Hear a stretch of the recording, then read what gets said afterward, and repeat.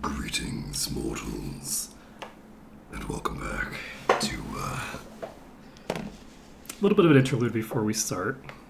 Um,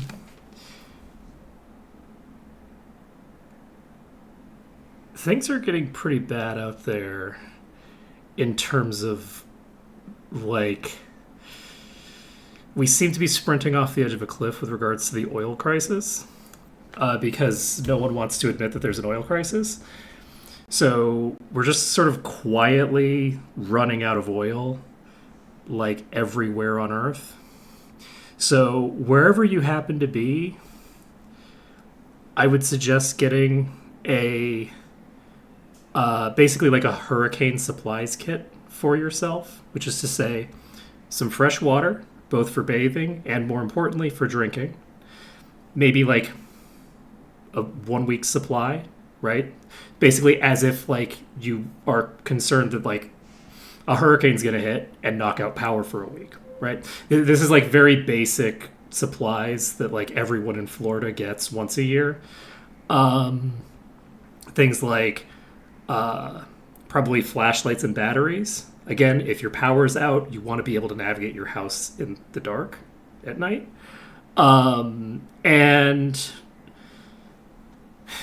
some cheap and high calorie foods, maybe buy a bag of rice and a bag of beans, right? Like have a few days worth of supply of that.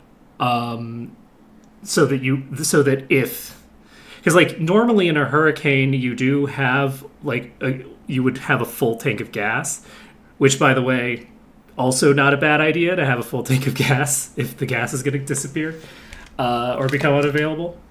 uh, on a I would think on a temporary like this is like okay, we're kind of running into a cliff, kind of looking like it might be a mass death event, especially paired with especially paired with the like super El Nino shit that we've got going on. Like it is hot, and it is hot everywhere, and it's getting hotter every day. So like obviously that can lead to some really really catastrophic stuff, but we don't need to worry about the really really catastrophic stuff that could result in. What we need to focus on, or what I need to focus on, and what you need to focus on, is staying as safe as you can yourself, which is to say be ready to be out of power for a little bit. And oh, you know, another thing that you should probably have is one of those radio things that everybody in Florida has. Like a battery powered radio so that you can actually hear news if you don't have power. I guess we have phones now. Do we need those? I would get one anyway, personally. I would get one anyway, personally, because it's just such a convenient thing to have. And like radio transmissions are really like those don't get fucked up really. Like the radio is just going to keep radioing. You can receive radio transmissions from a very long way. So like if you're going to get like weather reports or any news and stuff like that, that'll be available if you have a radio. And I don't know that you'll be able to charge your phone. It depends. I like if you have your own generator, then you're fine. But most people don't have their own generator. Maybe keep your portable chargers charged. Anyway, just a bit of a random message as the war ramps up yet again, and as the predictions for the El Nino that's coming up once again increase the size of the x-axis. Just seems like a good idea. Let's see. Anything?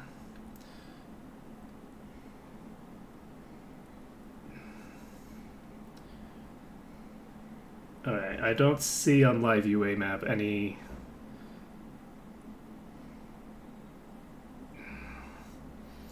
thing that tells me shit.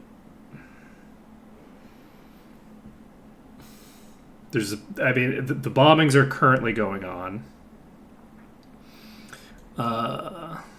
And yeah, but basically what's happening with the Iran situation is that like 20% of the world's oil supply is kind of unaccounted for.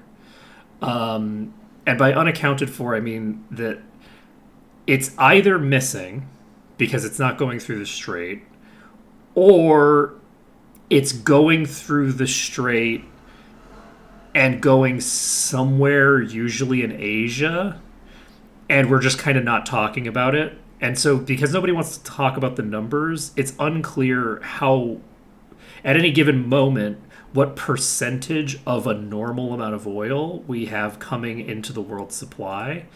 And we're actively suppressing the price of oil globally and pretending everything is normal. Now, not every country is doing that, right? I believe the Philippines immediately, the second that it became obvious that this was going to be a protracted thing, I think the Philippines immediately, it might have been Indonesia, but I think that it was the Philippines. I for some reason, those two names I can't keep straight. I know the difference between the Philippines and Indonesia. Indonesia is southeast of us, actually southwest of us too.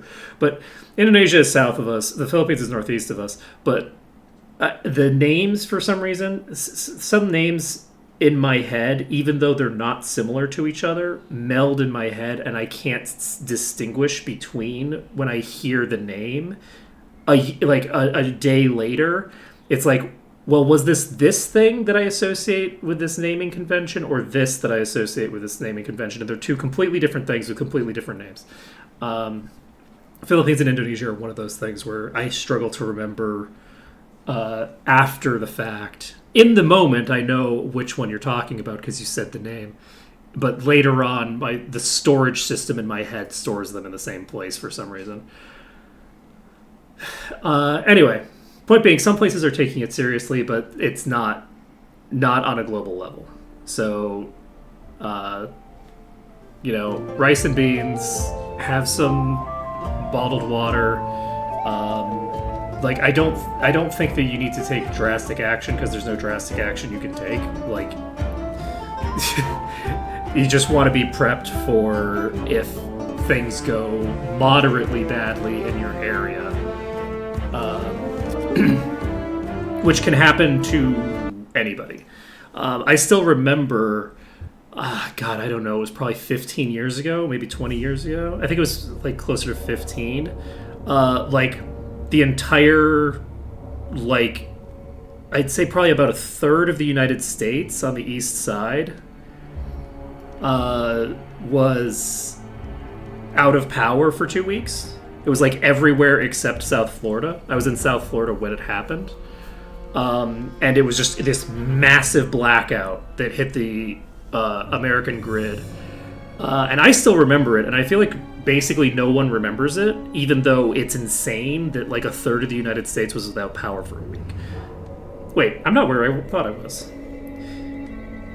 You should probably also buy some toilet paper, but I don't think that you need a 2-year supply, but you probably should have a month's supply of toilet paper.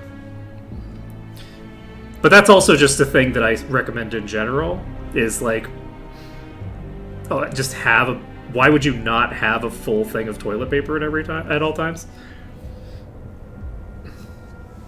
That's just me, but that's mostly just because I'm like, well, I'm going to forget to buy toilet paper when I have 2 days worth of toilet paper left, and I'm going to forget about it, and then I'm not going to have any toilet paper, and my life is going to be misery.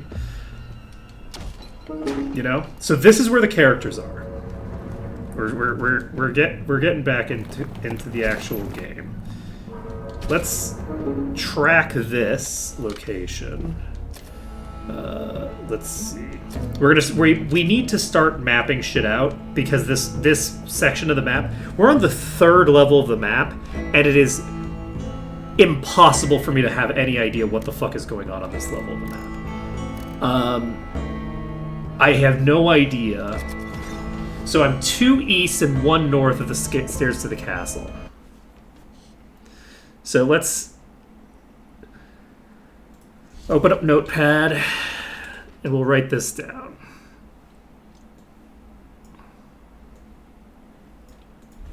So 2 east, 1 north of stairs to castle.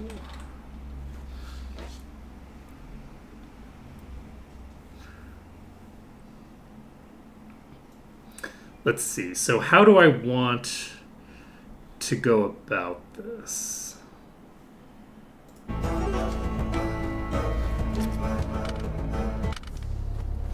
That's we're offset by 2, 1. And what direction were we facing just now? Shit. We were facing either east or west, I think, which is opposite ass directions.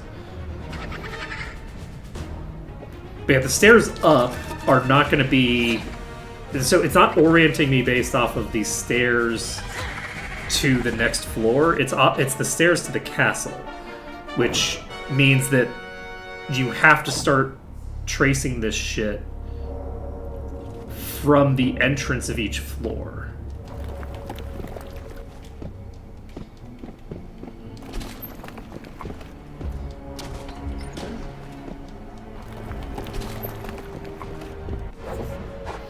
That's not good. This is more creatures that can poison me. We might end up dying.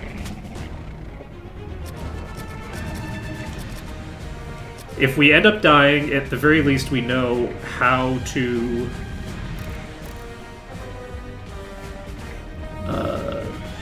come back from a death. Oh, the other thing that I need to do, I need to steal the loot from those people, don't I?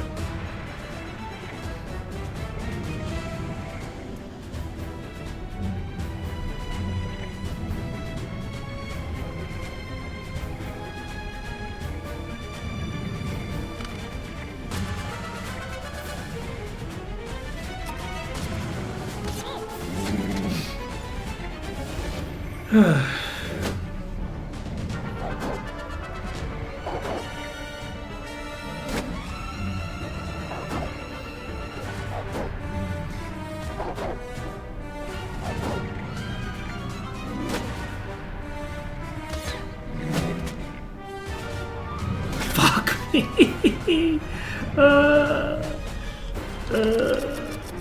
No. Oh my god. The double poison. Oh, I guess I haven't been identifying these, huh? Okay, we don't have any more poison coming in.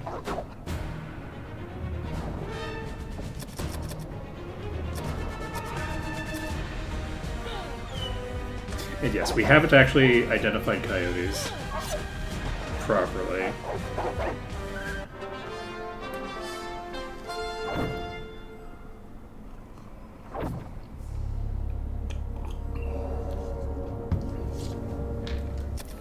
Yeah, the current situation is like bad on a level that I struggle to comprehend.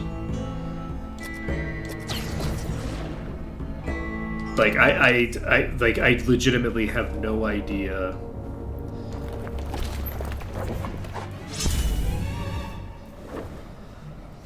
what to do in the context that we're in, other than just like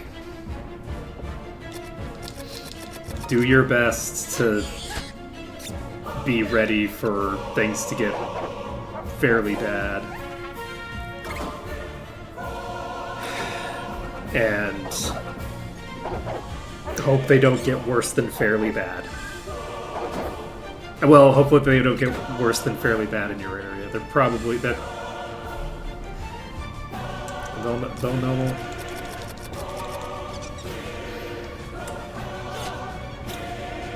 Things escalated very rapidly. Climate change is a slow process until it's very suddenly is not a slow process at all. Is the thing. I'm not going to cast any spells trying to get chests because I need to get the fuck out of here. Okay, we have level 3 Samurai. I think level 3 Samurai should be fairly simple to deal with. Because they're just going to be casting nukes at me and attacking me. And damage is just not relevant to me. It's so funny how everything is running. These are something that I should probably take the loot from. So let's cast Calfo with, I don't know, I guess here. Crossbow bolt. We will try to disarm it. We will probably fail. We got armor. Okay. Interesting. Let's see.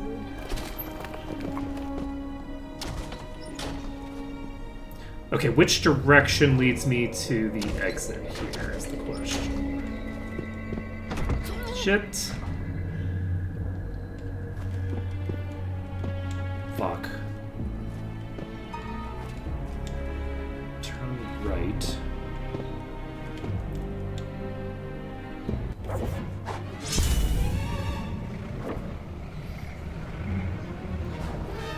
I'm gonna see about. Okay, I should have actually.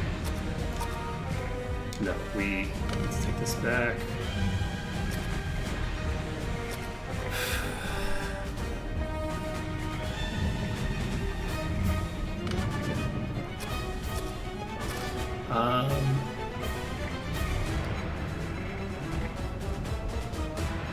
We already have the big shield cast.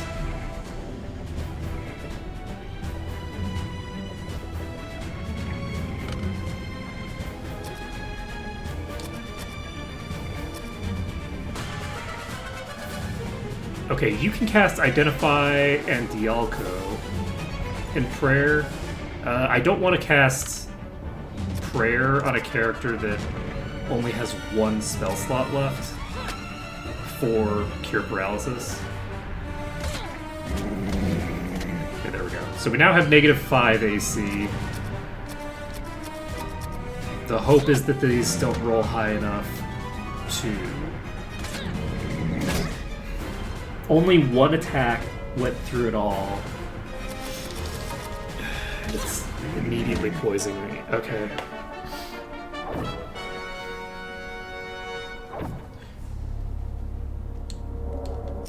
We are in deep shit right now.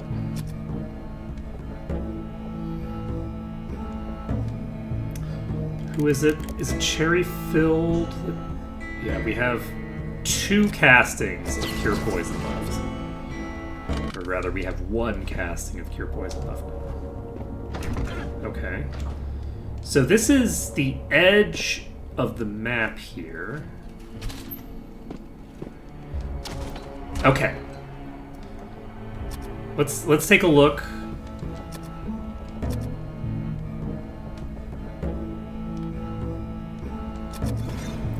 So we are currently facing west. So we're near the eastern wall. So 2 east, 9 north.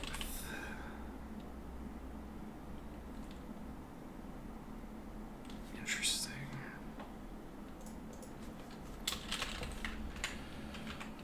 Three doors. Okay. So we're gonna go straight.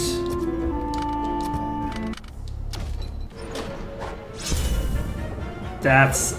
Oh god, Cherryfield is so injured. If Cherryfield dies because I'm an idiot, that'll really suck. Oh, these hit hard enough that I think I cast Glass with everybody. You can cast Shield, which is functionally like Glass. We cast Blessing and Zeal.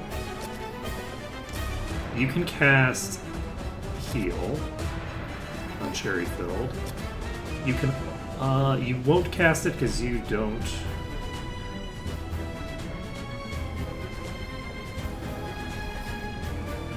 I want to see if these stack completely, but I don't think this is the time to do it.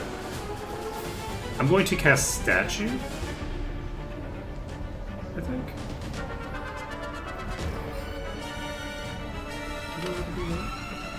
Maybe not. Okay, we have -6 AC right now on Cherry Filled.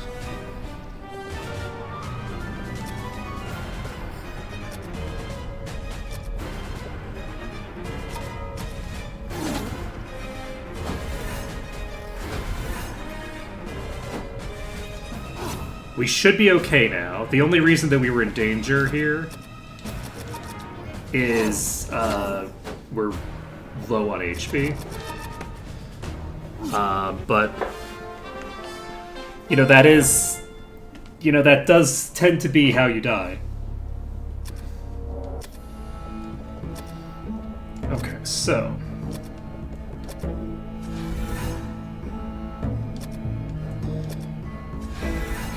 Orio's down to 1 heal.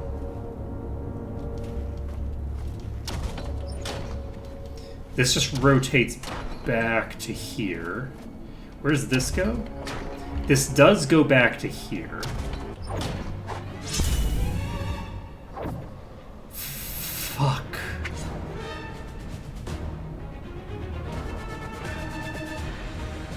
This may well be GG.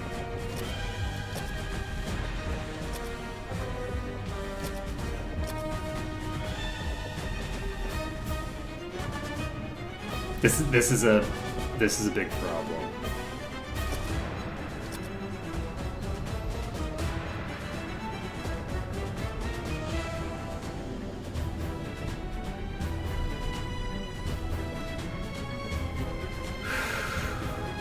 You only have one thing you can do with heal with your 4th level spells.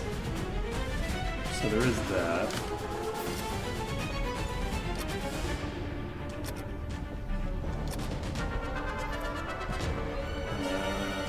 We do cast Prayer here. If anybody gets poisoned, I'm in deep shit.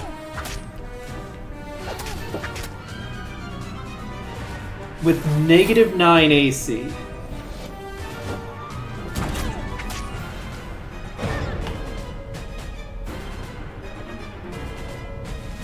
Wait, what the fuck just happened?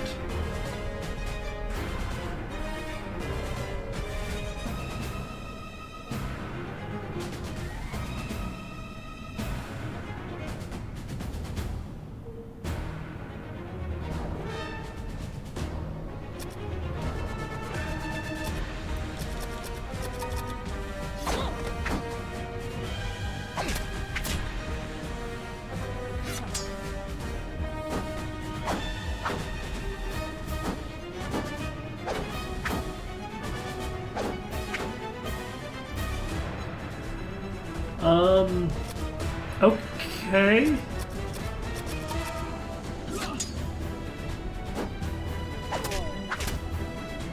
So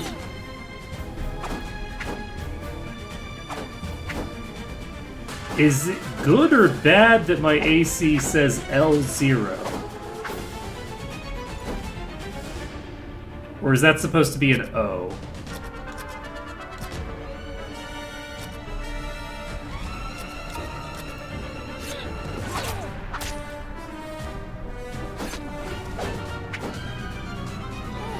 What the fuck is your hit rate? Because I'm like below -10 AC and getting very consistently hit by these.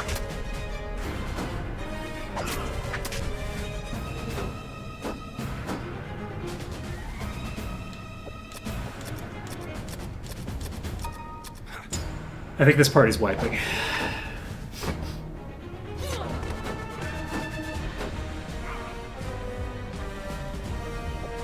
We're not wiping right at this moment, but I think we're wiping.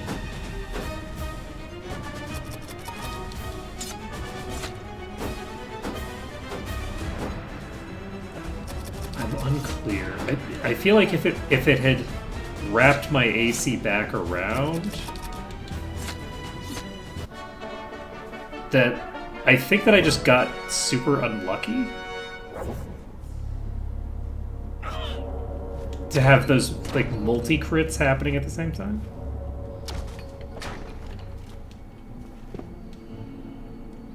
So that...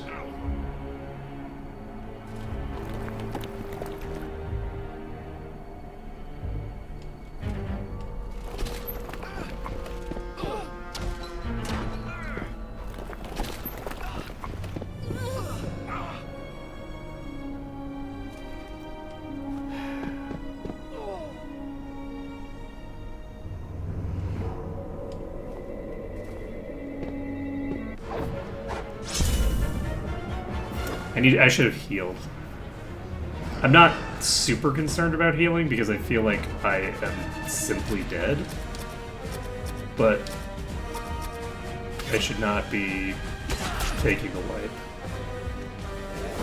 Okay, these can paralyze. And I'm just dead.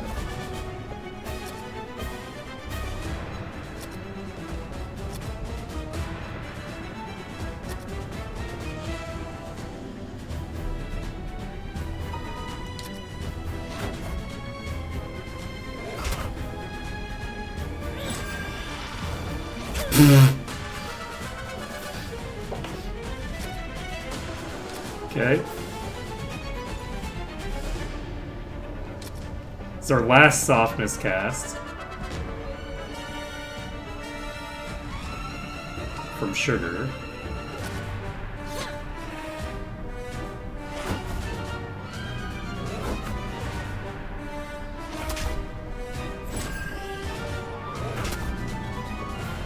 Okay, Glazed is now up.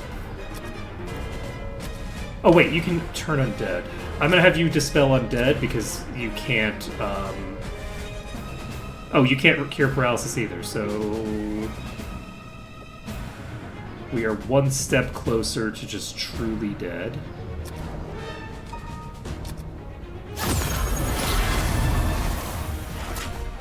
Nine damage is a lot of damage.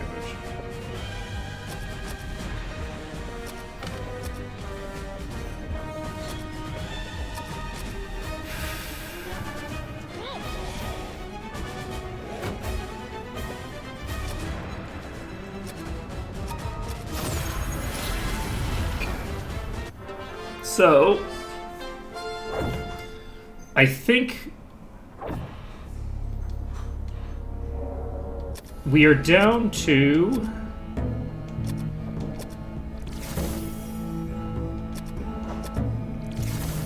the wire here.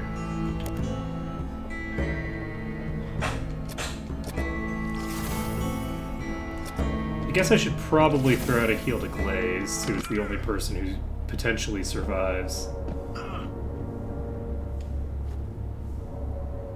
Okay, actually, you know what? One of the things I'm gonna do? Let's map out the things that are safe. So, we're gonna cast Clarity here. So, 15 east. 15 east, 3 north is...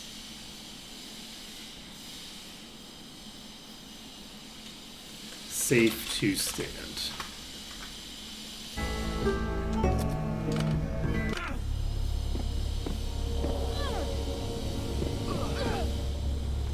I didn't see which direction I was facing. Okay. Take damage there. So this is... what spot? Currently facing west. So...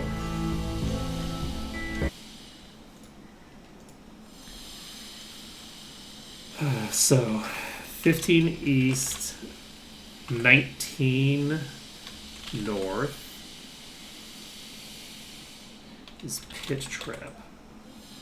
That wasn't 16 squares, was it?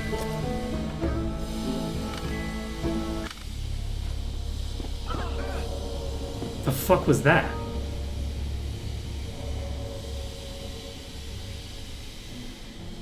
Was it somebody dying? Was that Oreo dying of the poison?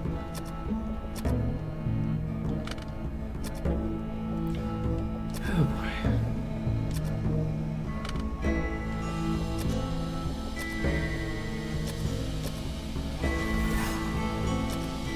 We're having a bit of a rough time right about now.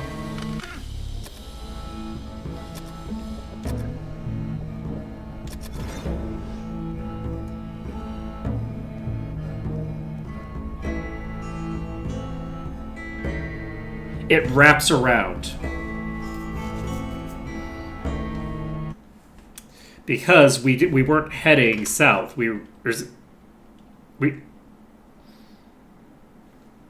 My party's facing south. So we actually wrapped around to the top. So 15 east, 15 north, say. I think that this just is a thing that's going to wrap back and forth. If we can find... This is the exit.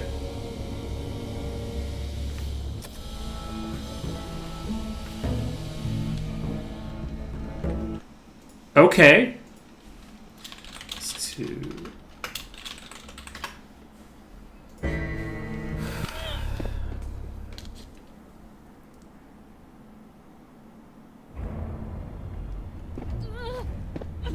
We actually are going to potentially get the party out.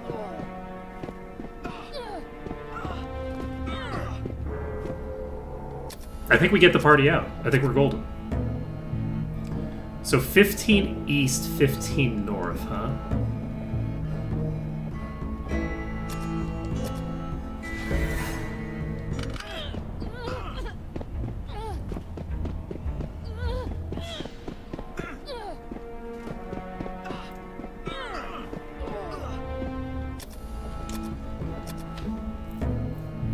Okay, we're out of heals.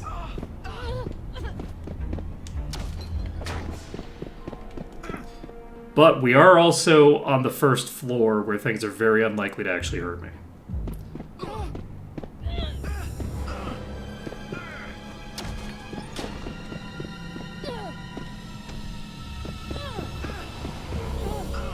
So if I had actually moved my loot over, we would have gotten through that. Okay.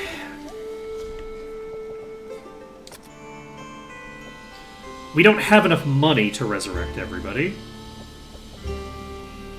Not by a long shot.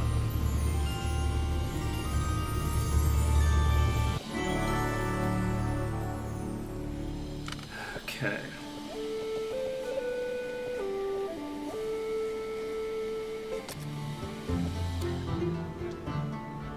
So we only need 6,000 EXP to next level.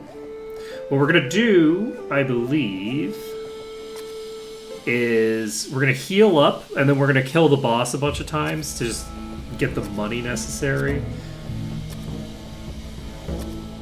to revive everybody.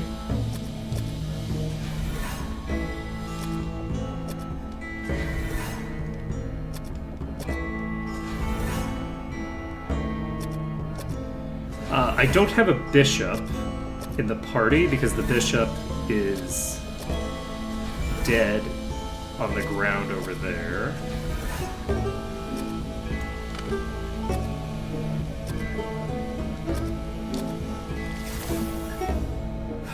But I should be able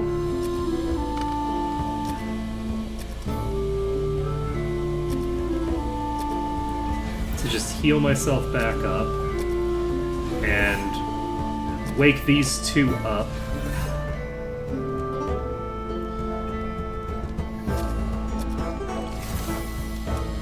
It's too bad I don't have the ability to raise the dead. If I had the ability to raise the dead, I could avoid having to deal with the aging component of, because healing at the temple ages you, but healing with a spell does not, I don't think. So, if I had the ability to raise dead, Which, maybe we get that at level 9. It would be really embarrassing if I got myself killed on a very dangerous expedition that I knew was going to be dangerous. When I only needed to get one more level to avoid that fate. Because I do want to keep my characters young, because if they're old, they will struggle to recover their stats when they respec, when they switch over to the next class.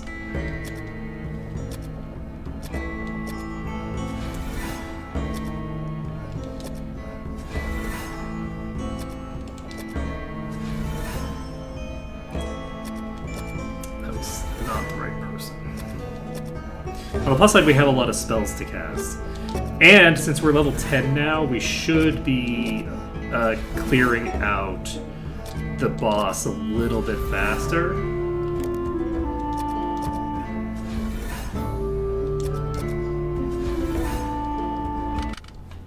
Let's see here.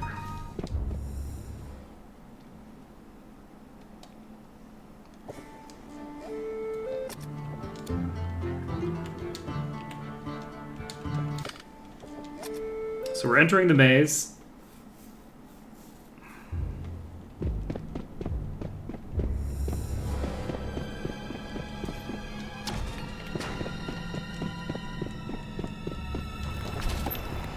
Okay.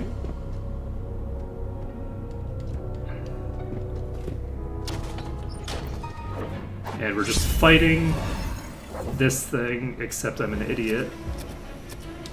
And I didn't set up my gear. And I didn't set up my party.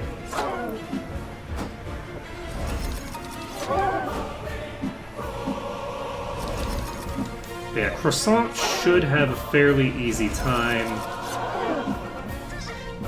burning through this now. We're level 10, and this is like a boss that I first fought at like level 4 or something. Like, should be fairly simple.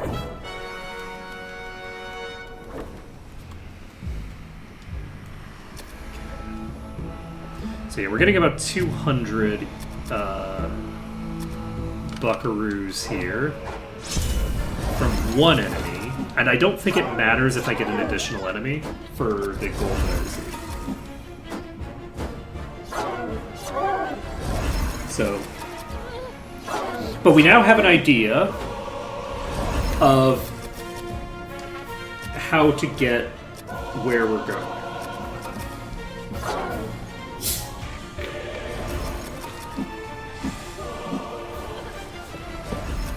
I think that in the future,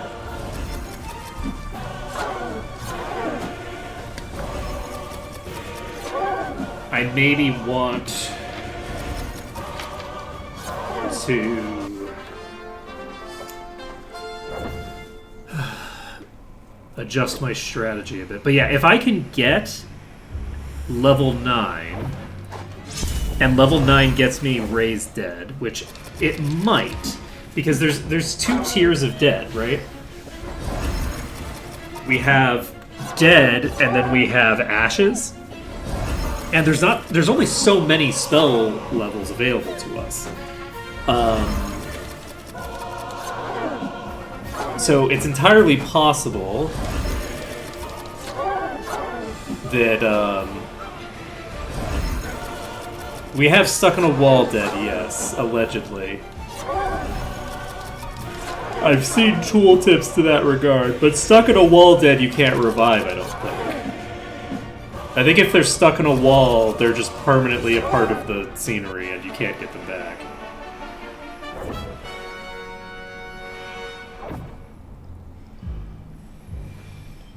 I have just now realized, for the first time, what do you think are the odds that there is a teleporter somewhere in this dungeon that will teleport me into a wall without me having to cast the teleportation spell?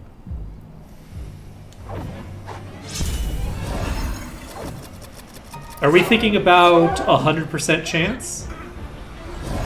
Because I'm thinking about 100% chance. This just occurred to me that going into this game blind, I'm probably going to lose at least one full party to walking onto a tile, teleporting into a wall, and dying.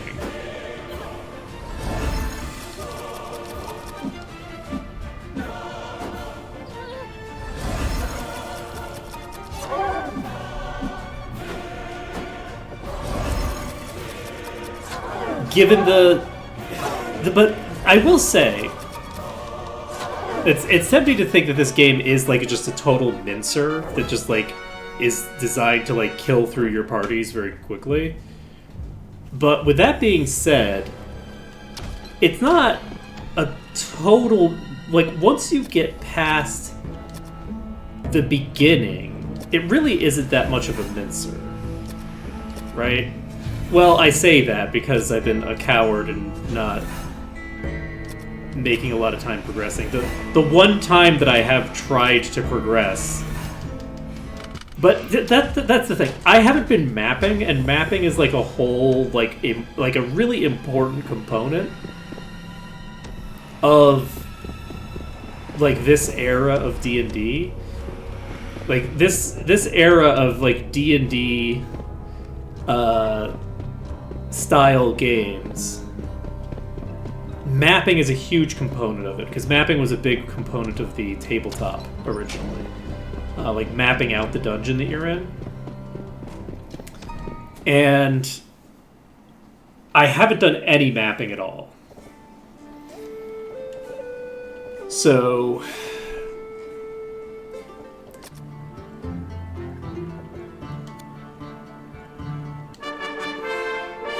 okay, we have 2 stats capped out. We get access to tier 5 spells. We get 3 spell points. Get 4 new spells. Unfortunately, we do get a minus agility, which means that Glazed is going to have a harder time getting to the point where they can do ninja. Let's enter the maze. We're going to see. Fingers crossed for Raise Dead. Raise Dead is a 5th level spell in Dungeons & Dragons.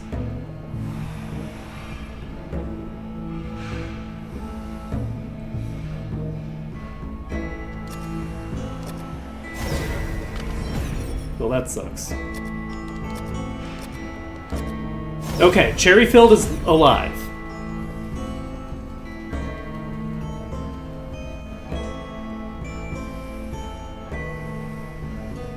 This won't work when they're ashes already, right?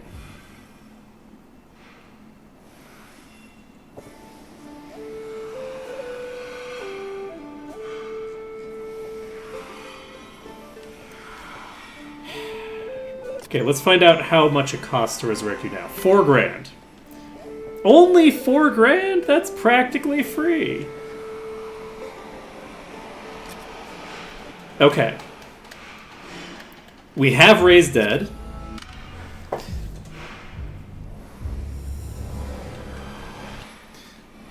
Pull up Live Split again.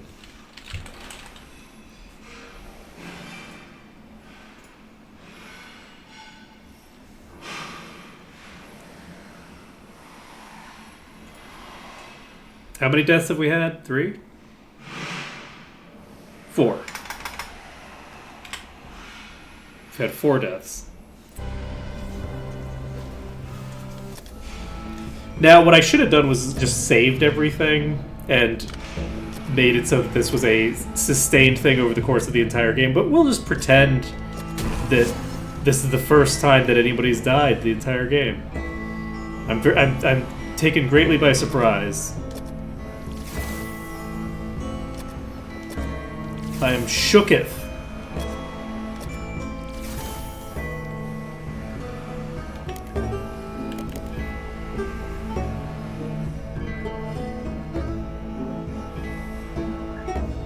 Oh!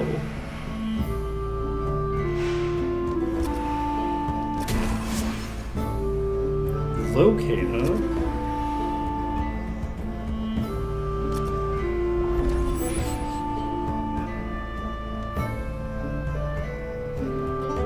Southwest of floor 3. Wait, did that say southwest or southeast? It said southwest, right?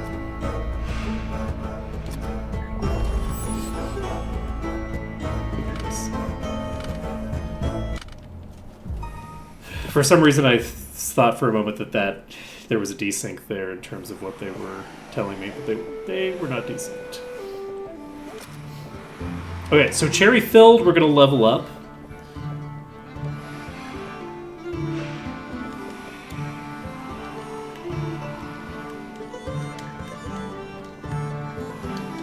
And while we're leveling them up, we'll be picking up enough money to pick up Oreo.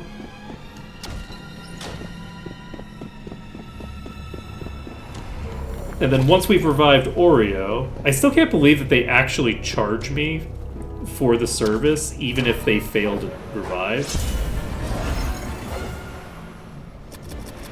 The fact that the priests do that is very upsetting.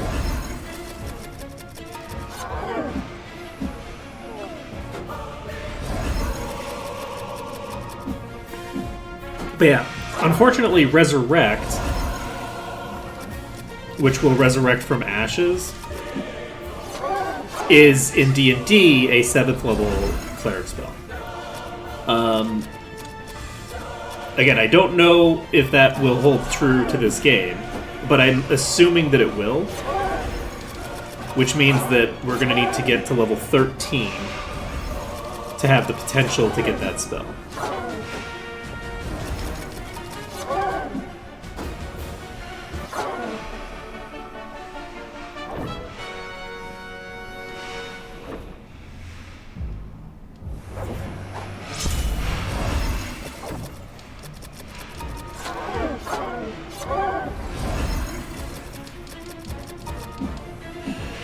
Oh, I guess I need to move cherry filled into the right slot.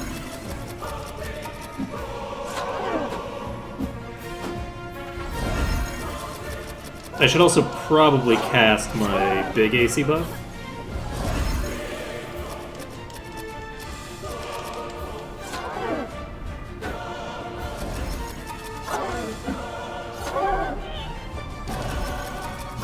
But yeah, once we've got this,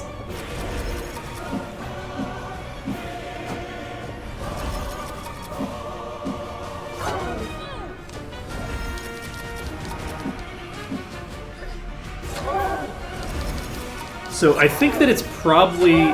So the grid seems to probably be like 20 by 20 for that level.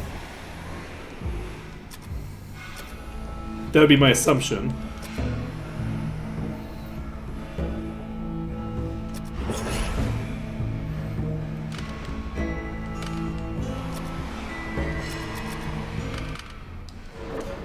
And if it's a 20 by 20 grid, then I believe what we do is we just head, like... Let's see. Let's check this. So, we're looking for 2 east, 1 north. And I believe we're starting at 1515, right? So if we're starting at 1515... I have enough healing that I think I am just going to go make a beeline for the bodies.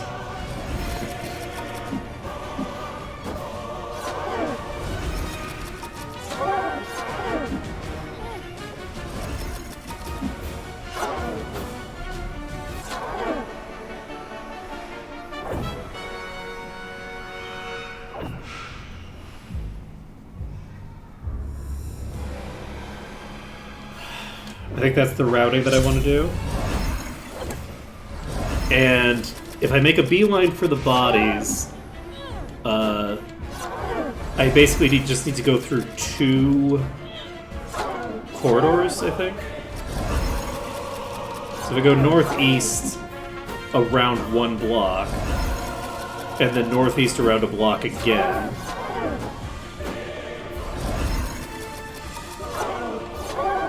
each block has 2 entrances.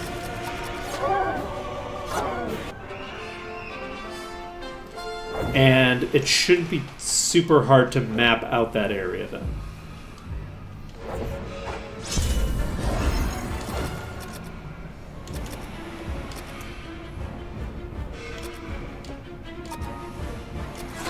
I think that mapping out floor 3 should be fairly simple because it's actually very easy to map.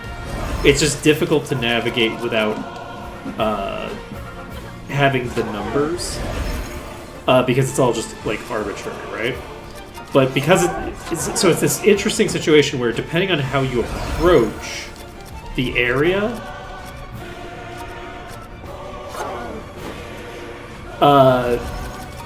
it will either be massively difficult to navigate, where it's like it's functionally impossible to know where you are because it rotates up through.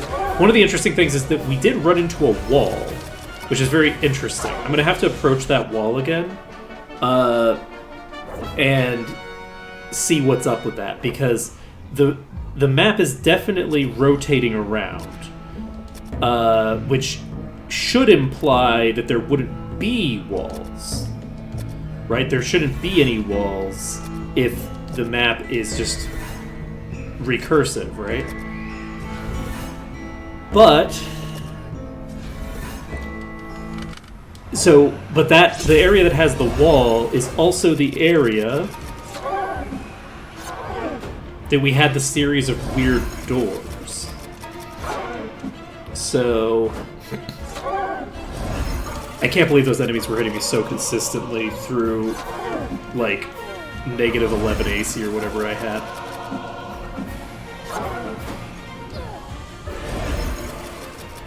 I don't know if that was just like pure luck, or if the level 3 ninjas just have an arbitrarily high attack set. I could actually probably check.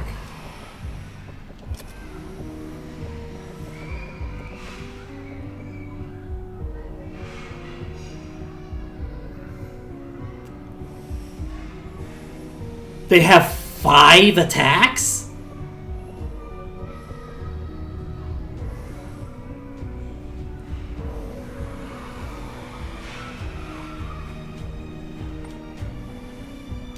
What the fuck, man?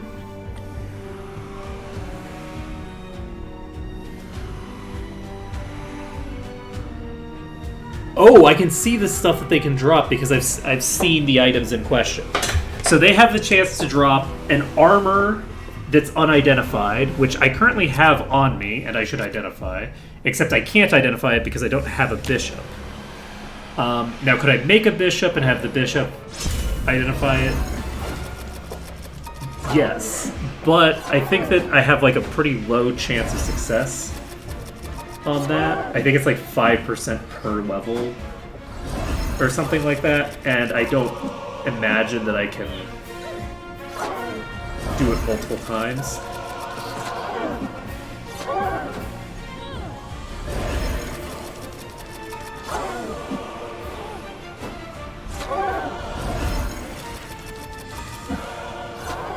So we'll wait until we get our bishop back. You know, I am realizing that, hypothetically speaking, I should have the full party together before I go down there. I was gonna say, hypothetically speaking, I could just like go down there and grab a body since Oreo isn't in the party anyway. I need to drop someone from the party to start picking people up. Alright, we've got Cherry Filled up to level 9. I think Oreo is going to get dropped from the party temporarily, and we will collect the money to revive them as we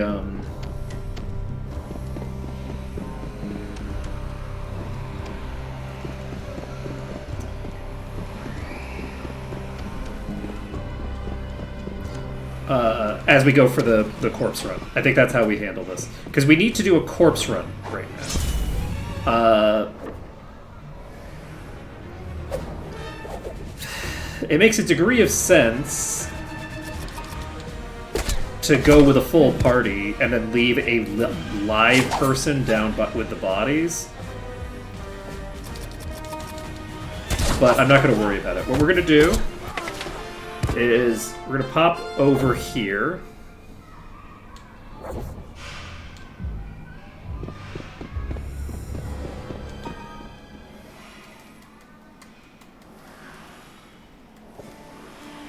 Do you have a backup party? Shut up. I do now. Okay, you are like never going to become a ninja. Because you have 11 piety. Not optimal, but you know, it's fine. So how are we doing here? We have Great Cure.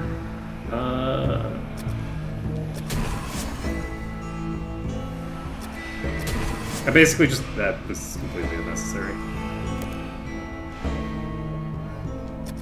Okay, we're casting Great Cure. Casting Great Cure again. I think I maybe just use Great Cure and nothing else.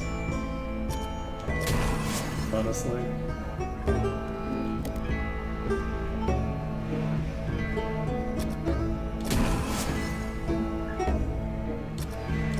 When I'm just going to pick up the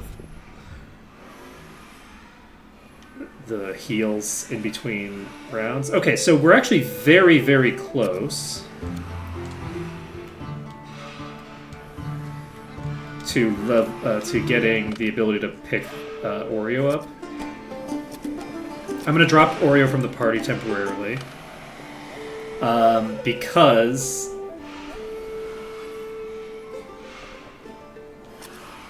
I think that we just need to go pick up our bodies. That's what we're looking to do right now. So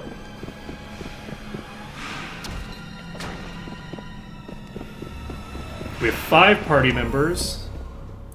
We have the ability to cure dead like 5 times. And we have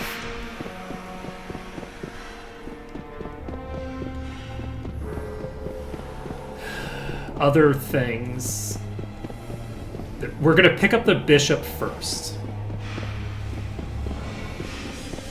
That's the first character we want to pick up. Because Waffle needs to start identifying the stuff that I picked up. So, we are going to have Croissant cast Clarity. So, we start out...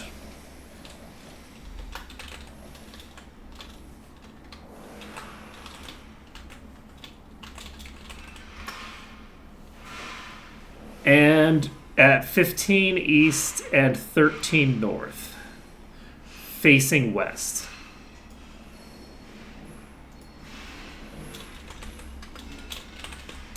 So our goal is to go east. Is to go northeast. So east is behind us. So this direction is north.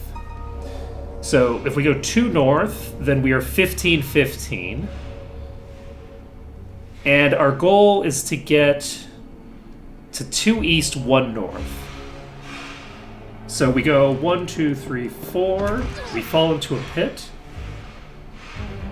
And then that gets us to probably, what, 19-ish? And then 1, 2, 3, 4. 1, 2, 3, 4. 5. Okay. Where are we now? We should be on, like... I would think... we should be at, like, the right amount of north. So 3... We're 10 east.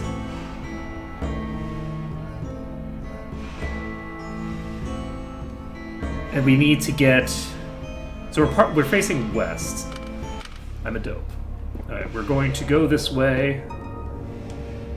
It says turn around.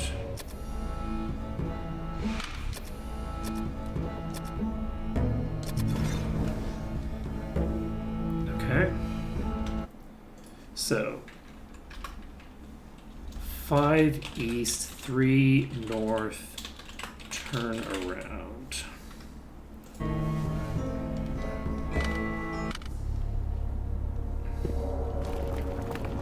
So, is this the right thing? It should be. Question mark? Or are we on the wrong side? Guess we'll find out. Oh, I don't have the big shield up.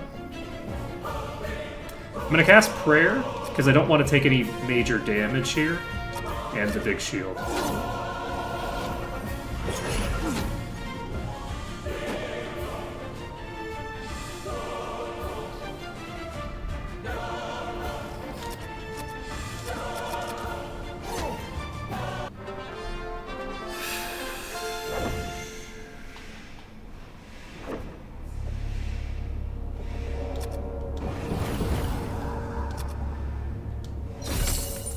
A lot of money, and we got a magic sword. Or not a magic sword. Unclear. Characters present. We did in fact get to the right spot. Perfect. Okay. So, we surprise the monsters. We can potentially kill the bulk of them before they do anything to us. So I'm going to cast Blessing and Zeal. I think that these stack.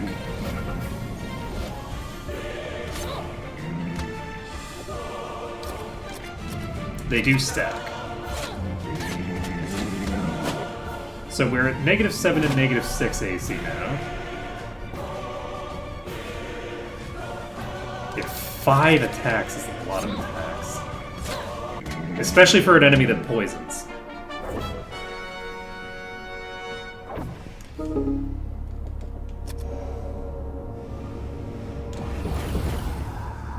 Splinters... We'll try it.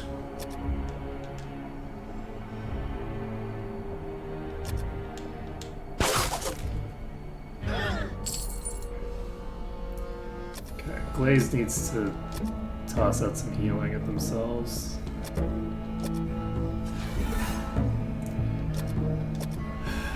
The other thing that we can do is we can actually start raising people from the dead here. We don't actually need to bring them all back to town at the same time.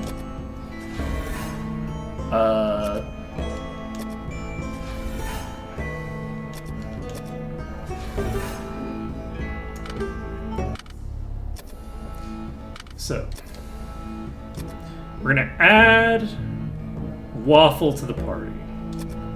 Waffle has the ability to level up to 10 as well. Waffle is also poisoned. So we cast Life, and then we don't drop menu, because you're still poisoned.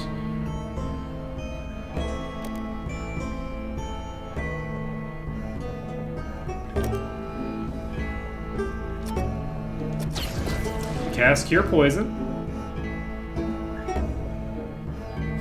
And we start tossing heals at Waffle.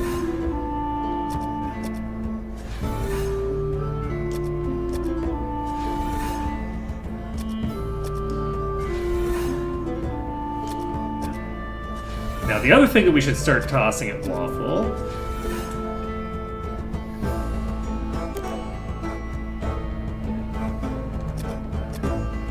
is we should start tossing the items that we have at Waffle to identify what they are.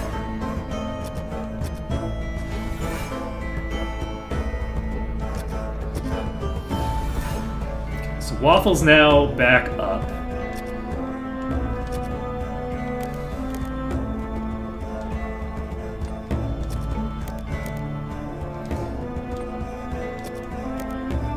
Alright, let's identify this. This is just a normal longsword. This is a plate mail +1. Holy shit, that's actually crazy good.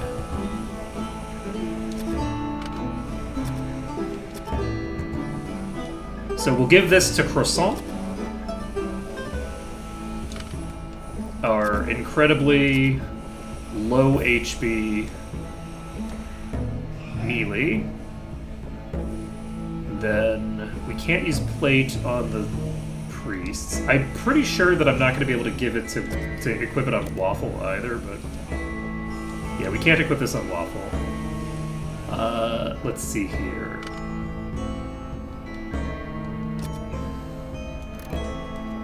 Anybody have... You have an unidentified sword on you. I should probably bring that off of you. Do I need to do that right now? Not necessarily. Okay, I think we should be ready to get out of here. So, if we go back this way... So this is the turnaround mosaic. So the turnaround mosaic is at 5-3. So this is facing which direction? We're facing west, presumably.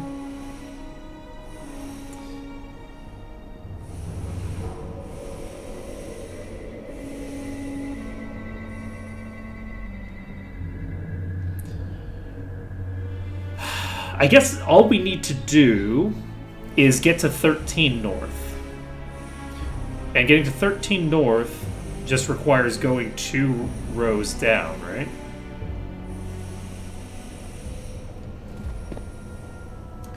Let's see. So from here, let's do a quick check of where this is. We should know this is, we're facing north. So if we go through this block,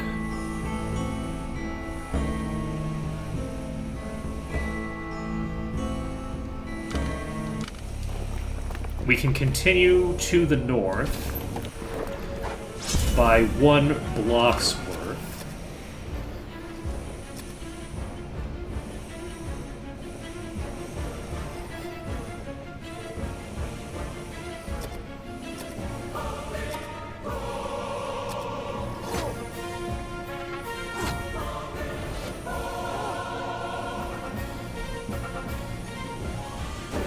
Okay, we already know everything there is to know about this problem. So...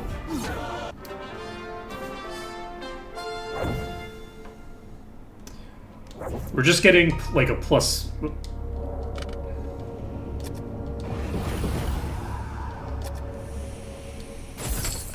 Nice. Okay. Oh. Oh! Where are we now? Okay, let's take a look and see if we've actually gone the way that I think we have. So we're at 9 east and 7 north. Which is exactly where we should be. Okay. This object here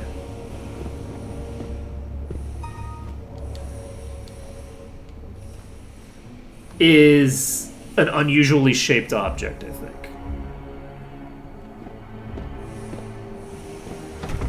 Is this the exit, actually?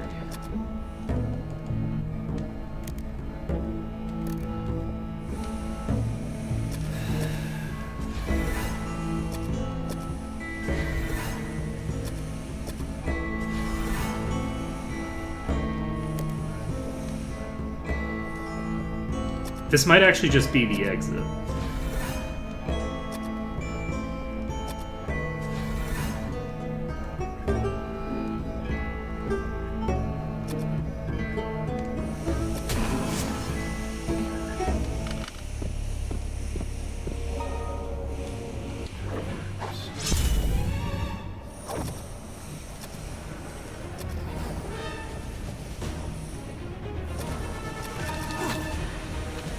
Luckily, we haven't run into any more ninjas.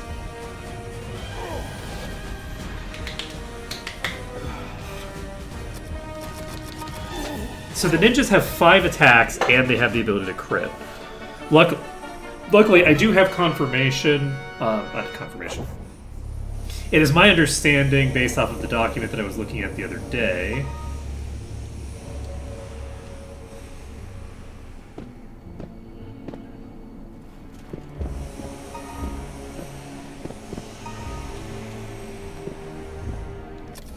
so where am I standing now? I should have been tracking my look. location better. So we're at 15. We're facing east. So 15, 15 is the safe spot next to the exit. 4 Vorpal Bunnies here. Just watch as they insta-give my party.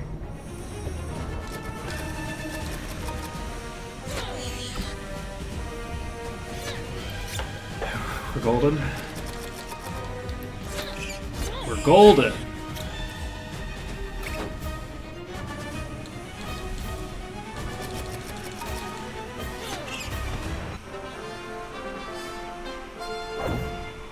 Wait, when did Monty Python and the Holy Grail release?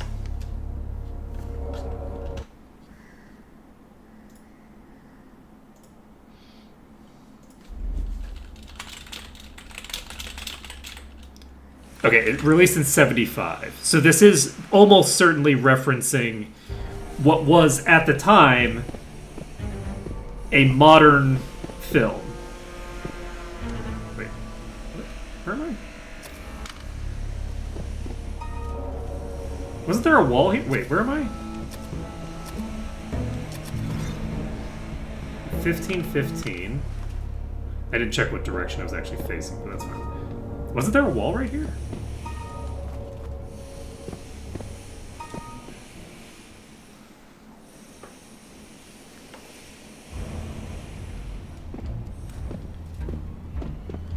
I am incredibly suspicious of what just happened there.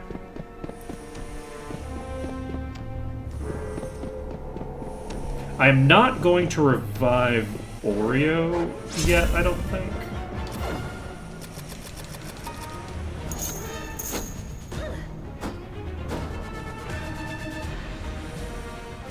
So, who do I want to bring around? I think I leave Waffle at the entrance for now.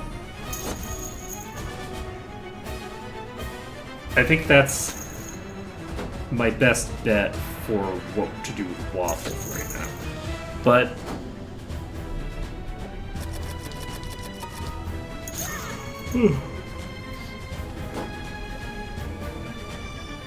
I need to figure out which of the priests I'm gonna bring along with me. I think I bring 3 of the samurai and some priests. I wonder if there's a way for neutral characters to become evil. Because as it stands right now, I'm familiar with a mechanic that turns a good character evil, but not a way to turn a neutral character evil. So I don't think that any of my samurai can switch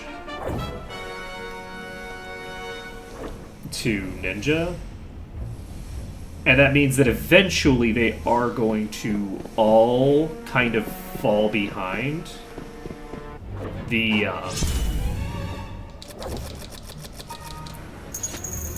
priests. That being said, several of these priests are not going to make it. They're not going to make it to ninja at any point. Well, yeah, because like 13 is when I would want to respec. I think I would want to do the class change at level 13, because I think at level 13 they will get access to 7th level spells. That seems to be the growth rate that they're currently experiencing. Waffle is evil and can become a ninja eventually. So Waffle's going to be, funnily enough, probably my most powerful character eventually.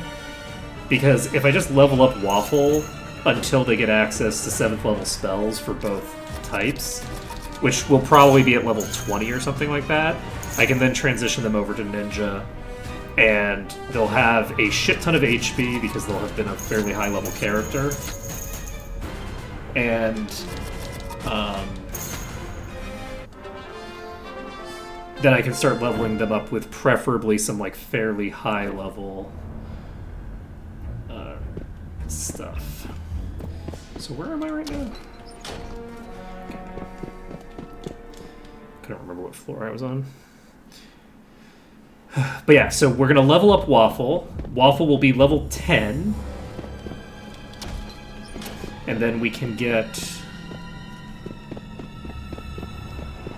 Yeah, it looks to me like gear is going to be fairly easy to find starting at the 3rd level of the inn.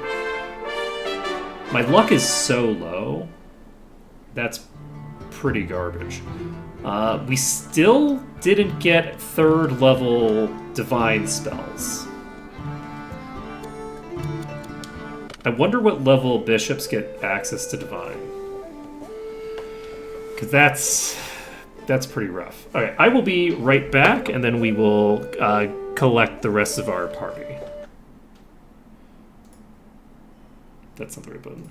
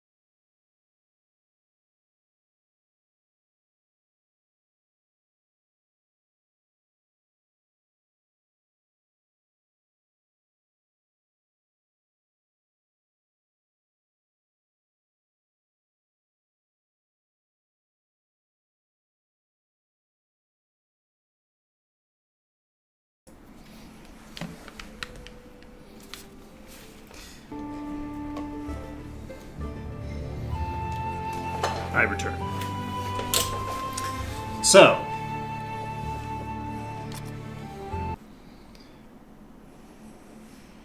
we have 5 grand, which will allow us to raise somebody who has had a unfortunate incident involving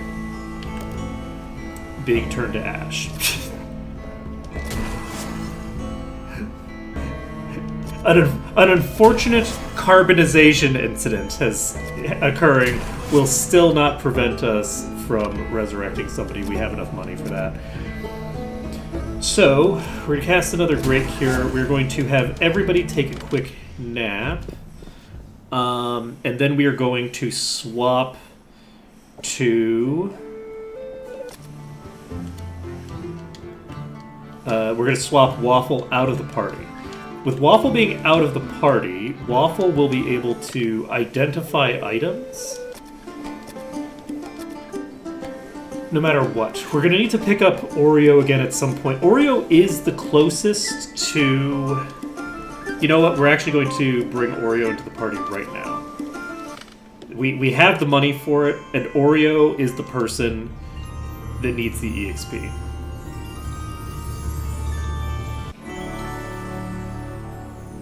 And Resurrection resurrects you with full HP, it looks like, instead of resurrecting you with 1. So, who do we drop from the party?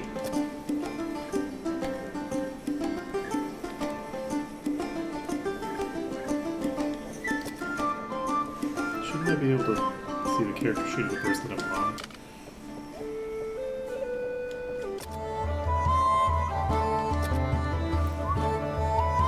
So Sugar is not too far away. Sugar's actually, I would say, in kind of a dead heat with Oreo. Because Sugar has only 1 stat that's lower, and there's multiple possibilities. Like, Oreo could have a drop of 2 for one of the 3 stats easily.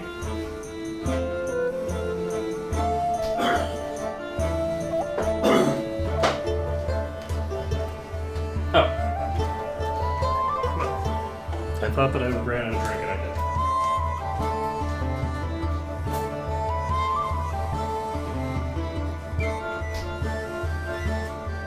I was looking behind my chair, and it was in front of my chair. It was, in fact, right in front of me.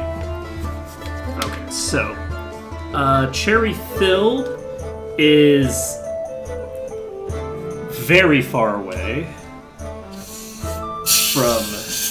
where we're going. Let's see.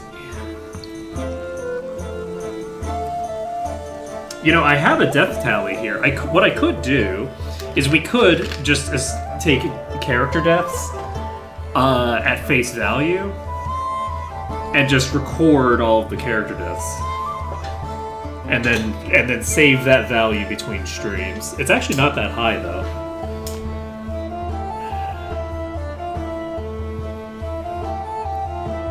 Like, if we don't count the paralyzes and things like that, which we wouldn't be doing at this point anyway. So, let's just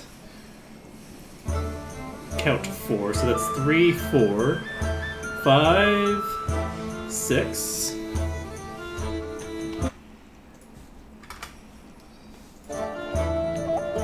7, 8, 9, 10, 11. Okay, so we just have 11 deaths, and that's the number of actual deaths that we've had throughout the entire run. If we don't count the previous save files, which I don't think that we should, because those are completely separate cannons that don't even exist anymore. They're not even on my hard drive. So, okay, is it Glazed that we're getting rid of, or... Glazed is actually very close. So I think Cherry Filled is the one who gets dropped. Funnily enough. So let's go to the maze. And Cherry Filled is going to need to strip down and hand over their gear. to a character that's a bit more like, let's give it to Glazed. No, let's not give it to Glazed. Glazed has no HP. Let's give this to Sugar.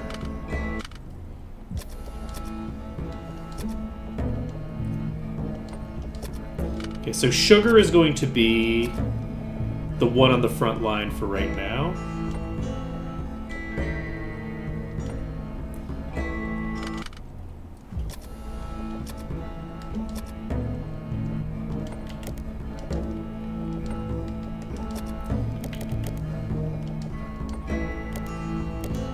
It's too bad that they can't wear helmets, because helmets would help a lot, but it's fine.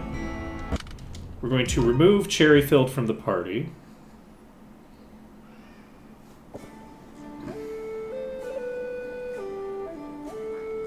Do I want Cherryfilled to hang out here, though? In town? I don't think so. I think I'm gonna leave Cherryfilled in the maze. So let's actually leave Cherryfilled.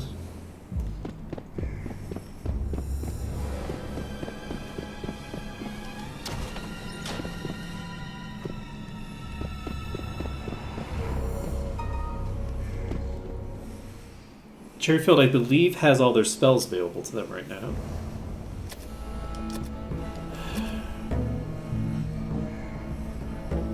Seemingly so.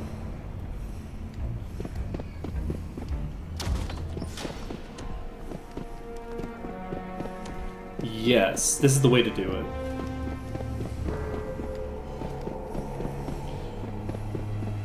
So what we're doing here is we're going to leave Cherryfilled right here at the entrance to level 2. And what this will mean is that if somebody's poisoned and I run out of resources, if somebody's dead, if any I can set up basically a point of safety here.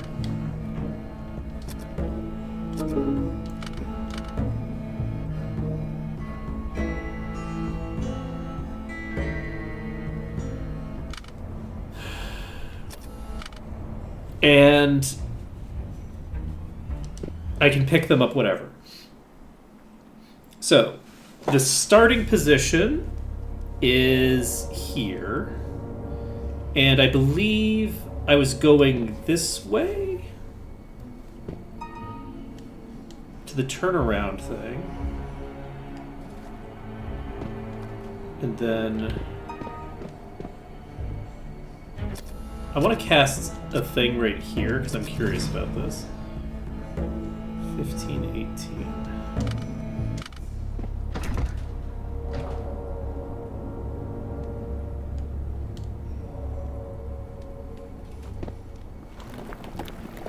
Okay, we don't need to go that way because that would take us north. It's right here, I think? No, it shouldn't be because there wasn't a trap.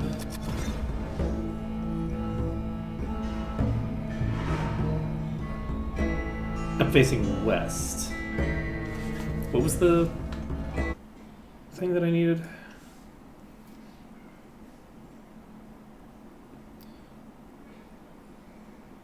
I'm going the wrong way for this.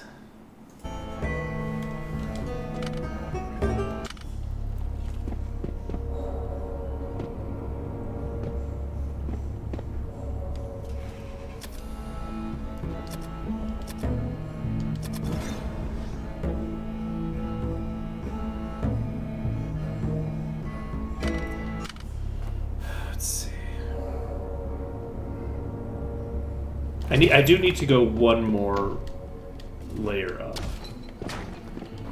So let's do that. And then from here, we're now 19 east.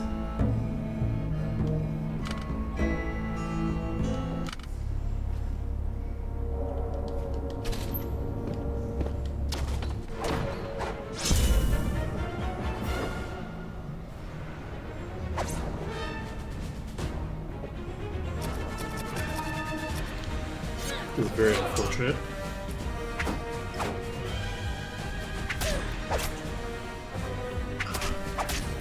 And I didn't cast like any of my spells because I'm very smart. I didn't cast the big shield. Well, hopefully I don't take 30 damage in one hit.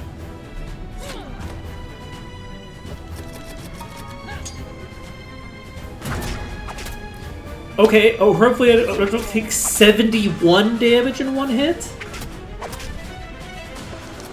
Come the fuck on, man.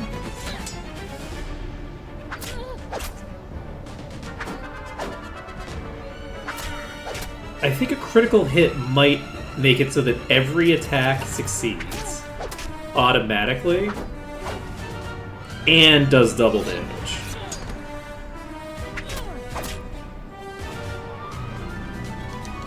So I don't think AC matters against these, realistically.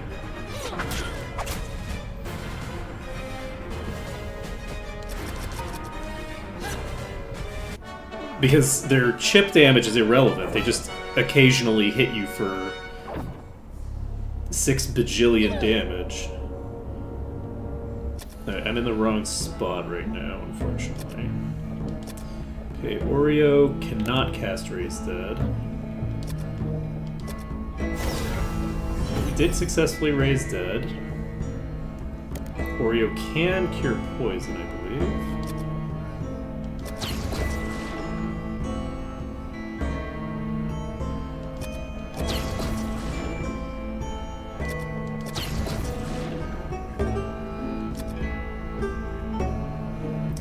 Out of cure poison on you. I don't have enough cure poisons because the only other person with cure poison. Well, that's concerning. I am gonna cast one Dialma because if I need a shit ton of raised deads, then I'm boned anyway. Let's see here.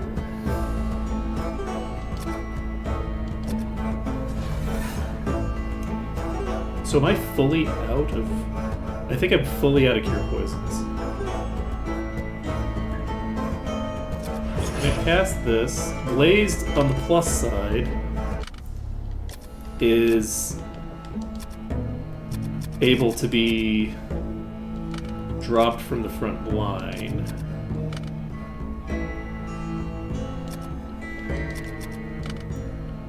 And where the fuck am I? 17 east.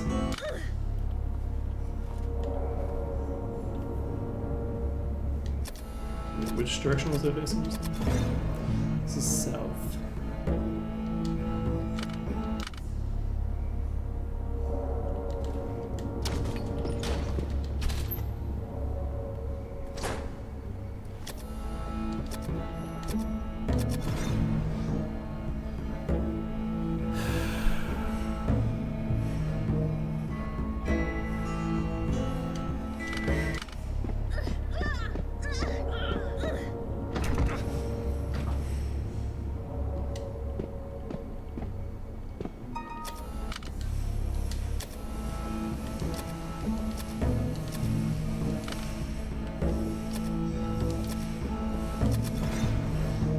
Why am I facing south now?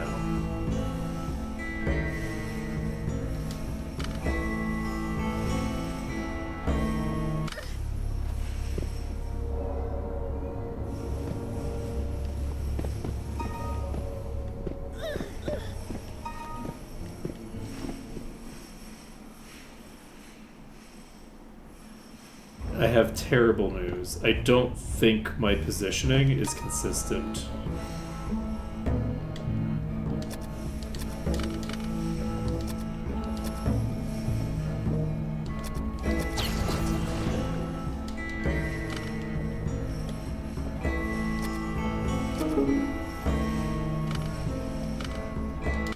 At least not fully consistent. Shit. I think I'm going to return to the entrance. Oh, we need to add a +1 to that character death counter.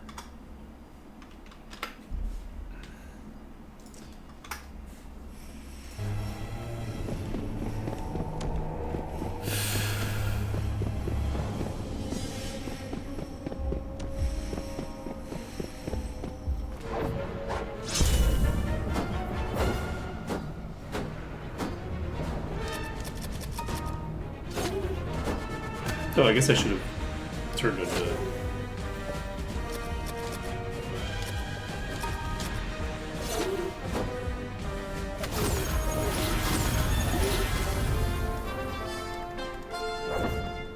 I wish Turn Undead gave me experience. It's a little strange that it doesn't, but...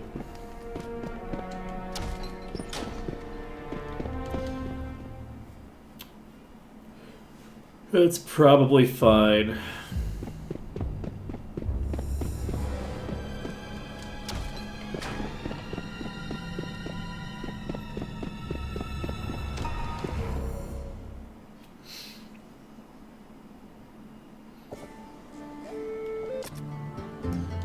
Oh, right, I didn't actually heal.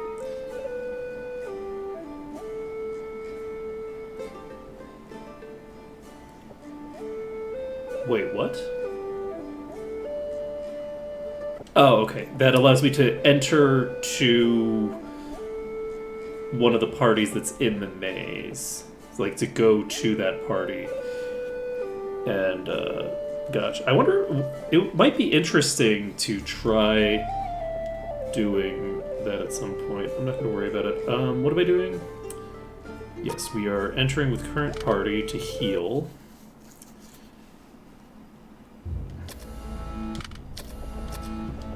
Okay, so we have Great Cure.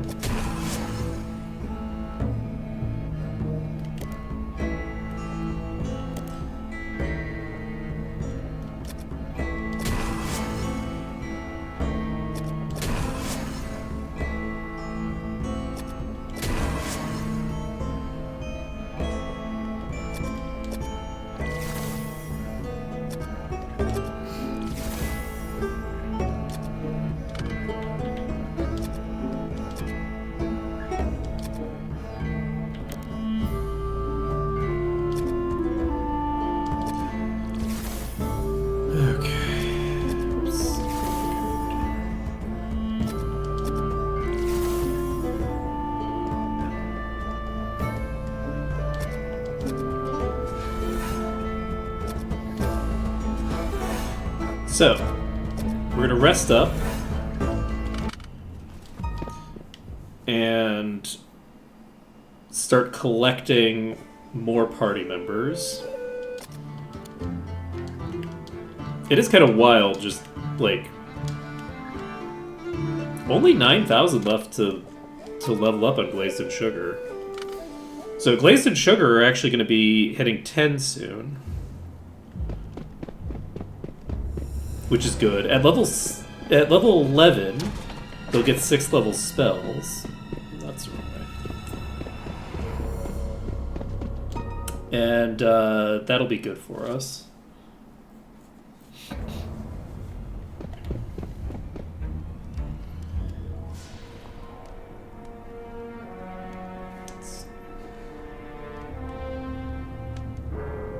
Yes. And characters are present here, which means I might be able to do some shenanigans. This is a fairly large room, so if characters are present right here, I might be able to grab characters as long as they're in the same technical room, like there isn't a wall, like a door between me and them, in which case I might be able to just grab the thinger. So we're starting out facing east, is it? No, we're facing west. So we would want to go north and then west, preferably.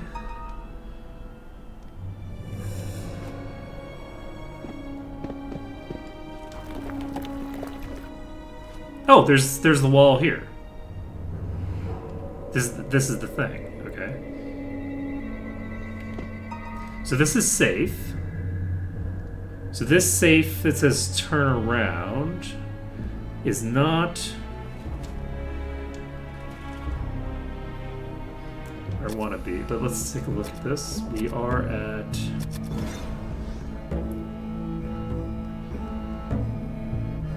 10:15.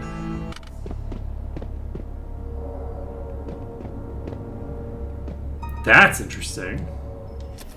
Where are we now? We're now facing south, and we're at 10:15.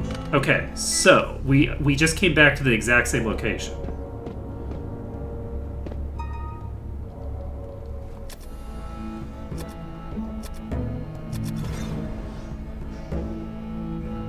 So if we're facing north here, we're at 15 north.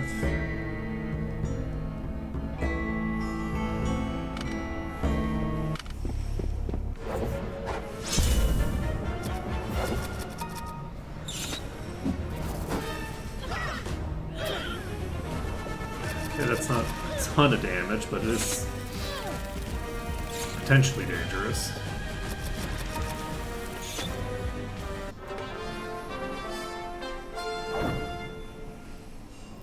So we're gonna go here. This is a pit trap. Let's get off of the pit trap before we start doing other things. No. Did we cast Big Shield? I don't think we did. So we're casting Big Shield.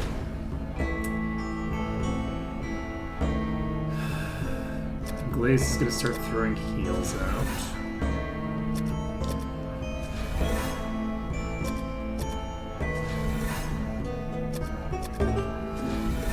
Okay. And then Croissant needs healing.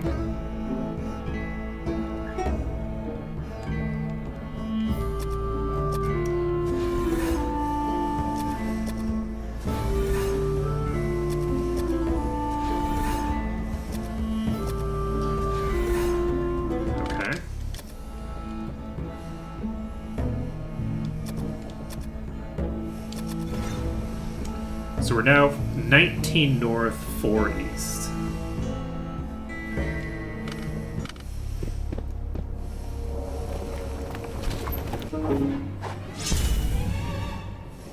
I want to get a little bit further north, which I think this will allow me to do.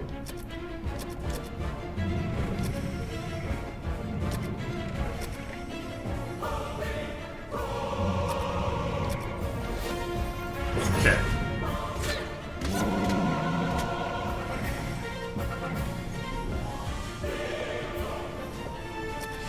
My AC is not as good as I would have expected. That's why.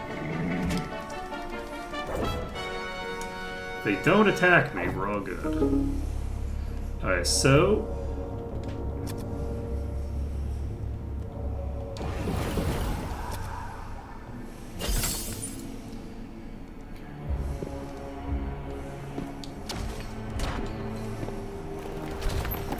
Alright, where am I standing? Okay, we're at 4-3.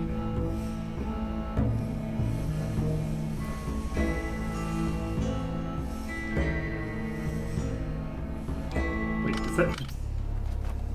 Was I just in there? Fuck.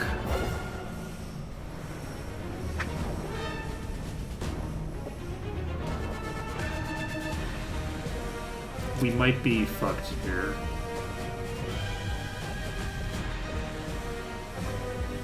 We could at the very least cast this. Let's cast that with both of them.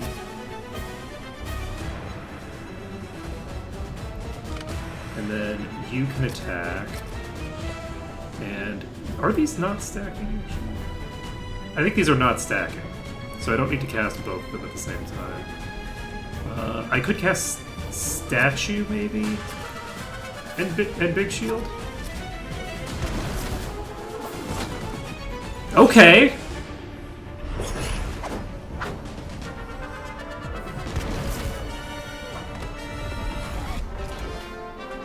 Okay, we have a mechanism by which we can kill the ninjas. Alright, we just use one of those nukes in the future.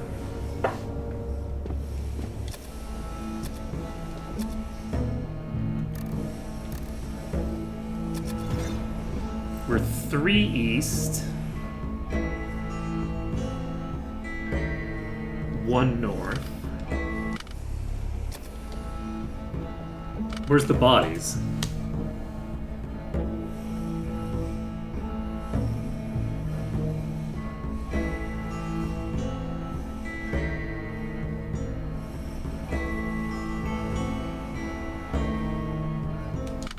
Because I'm in the wrong room?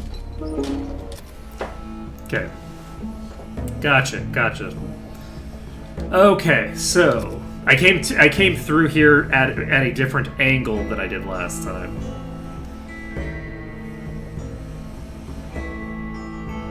Is one of the bodies missing?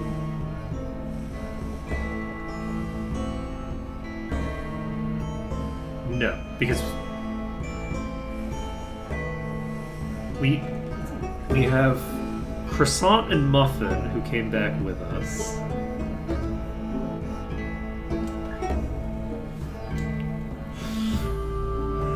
Or, no, who were already there.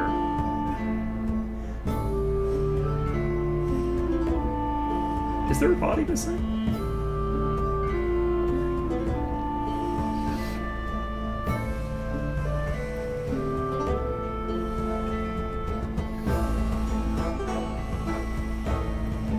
We have 4 samurai. Shouldn't we have 5 samurai?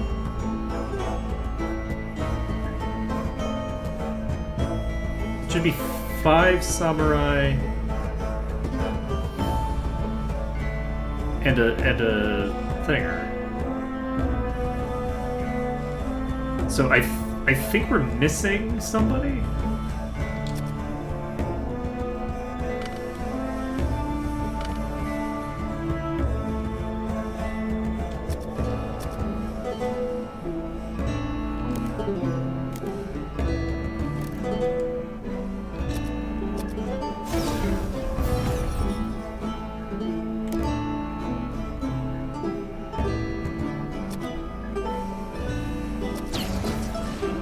So Pancake's back up. We're gonna cast some heal spells on Pancake.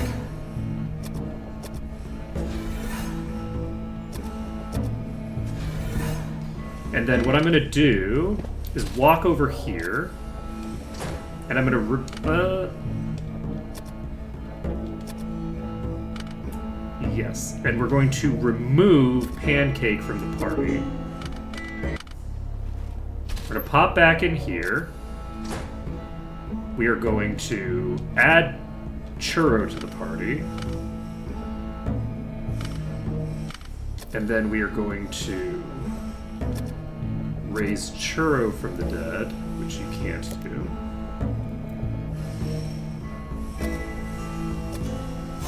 We're going to fail to raise Churro from the dead. We're going to bring their body out here.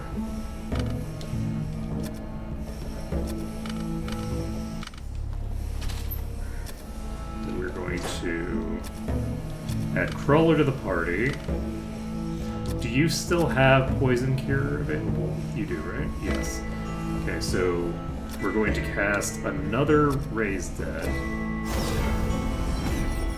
then we're going to go to you. We're going to cast Cure Poison.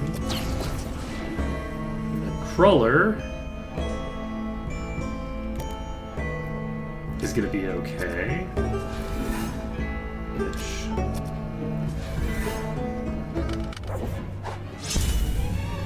That's really, really bad. Werebears are bad. They surprise me, so I don't get...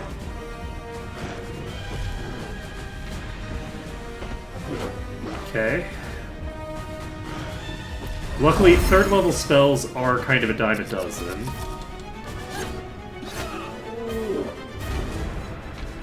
So, if somebody gets... Well, but 4th level are not. 4th level spells are a lot harder to work with. Take this out.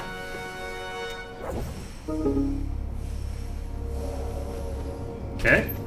And we remove Cruller from the party. Cruller's just hanging out there. We add Danish to the party. This is the last character that is deceased.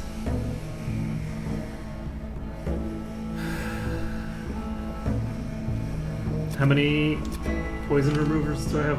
One more left. I think I am going to remove Danish from the party. Going to add...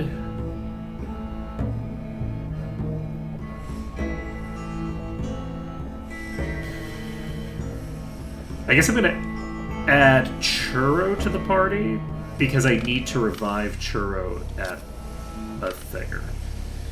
So...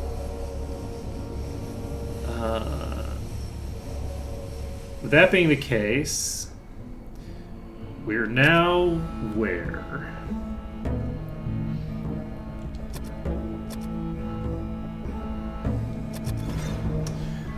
One square east, 19 squares north. So we just need to go. So we just need to get to 19 squares north. It looks like. So that means we're facing west. So if we go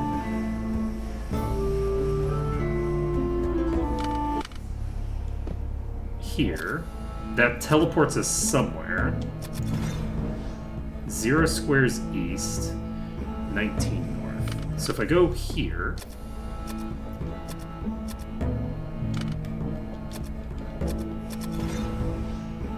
one square east. Ah, okay, it just turned me around.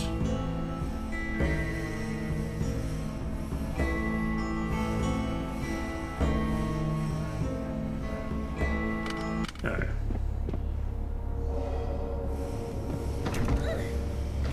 That's not optimal.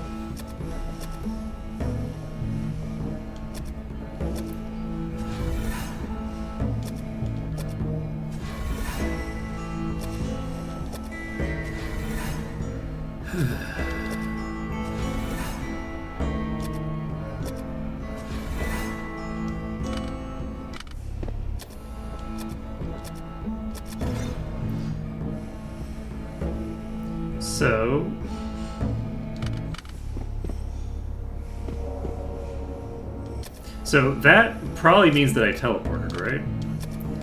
So I should be at 10. What am I actually at? I'm currently facing south. So with me facing south, that's actually fine.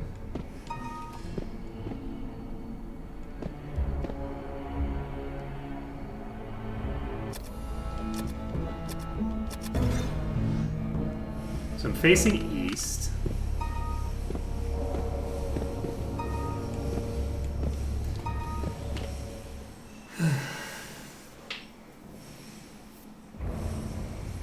I wonder how safe that routing is.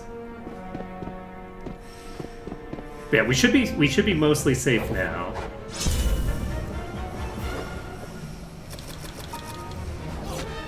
We should be mostly safe now. And I believe all of my characters are now accessible from the entrance of the thing. I believe that is the case.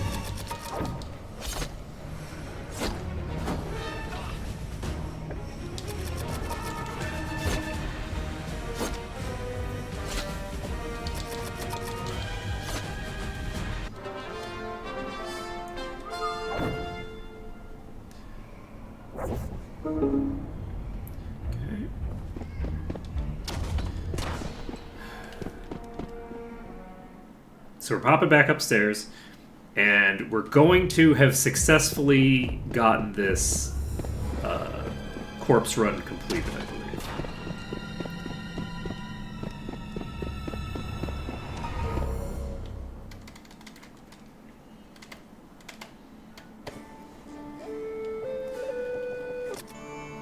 Okay, we don't actually have the money to resurrect Churro. So we remove Churro from the party. For now, we enter the maze. Wait.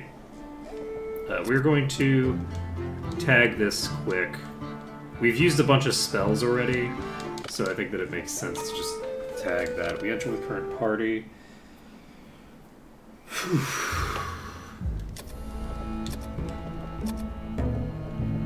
And then we do a great cure. Great cure. Great cure. I guess I'll do a normal cure as well.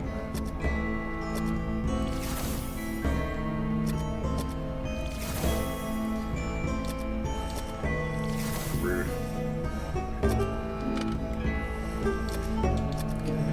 you can do normal cures on yourself, I guess.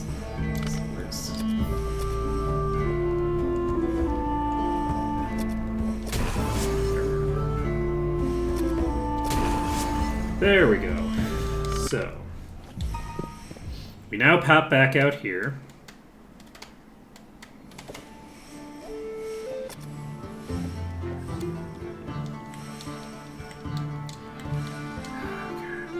Oreo's about to level up to 9.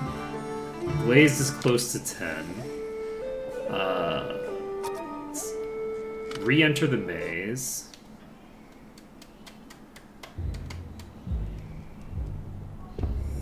And who do I want to bring with me? For the next bit. I'd like to bring... No. One of the peeps with me,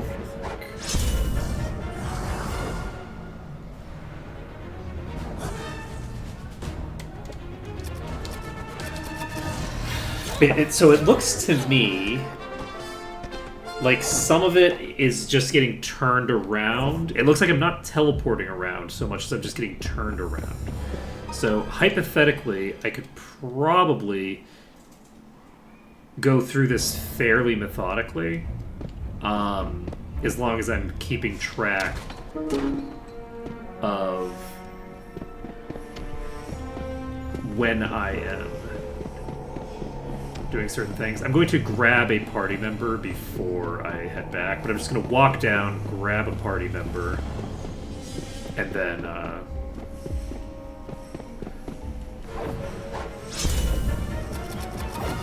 pop back up. It's too bad those dragons didn't attack me when I was, like, in the main room. Because if I was in the main room when the dragons attacked, I think I could just pull them up from the entrance. Which would have made my life a lot easier. Yep. Okay, so. Who are we adding? Let's see here. Cruller is not going to be leveling up anytime or like switching to Sunrise. I could bring Pancake. Pancake's about to hit level 10. Pancake has pretty decent stats as well.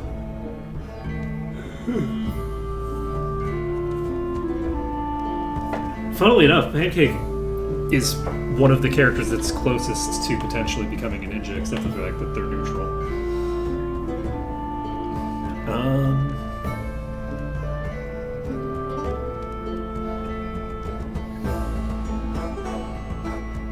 Do I bring Pancake?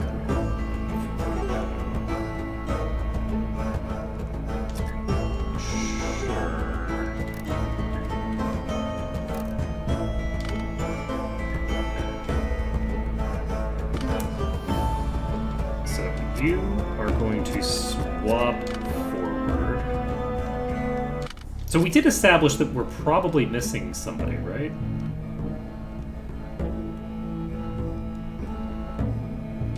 Like, there's a party member who's fully just disappeared.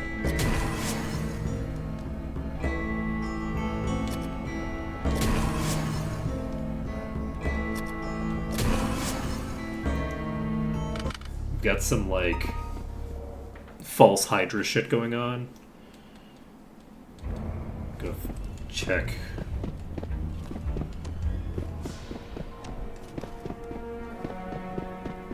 I'm gonna check my party roster. My party roster should include 5 samurai.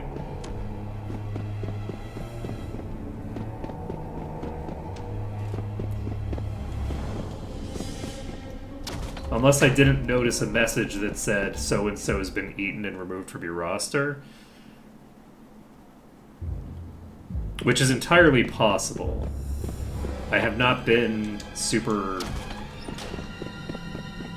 consistent in noticing the things that I'm supposed to notice. So we visit the inn. Unfortunately, that minus piety there means that Oreo is going to take a long time to get up to Ninja, I think. Because I believe they need 17 in all stats.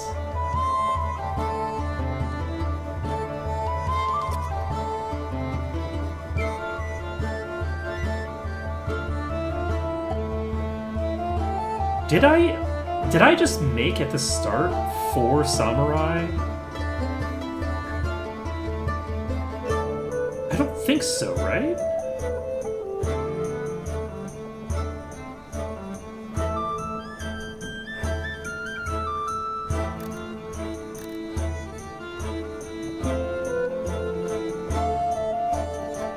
So what am I missing? So elf, gnome, human.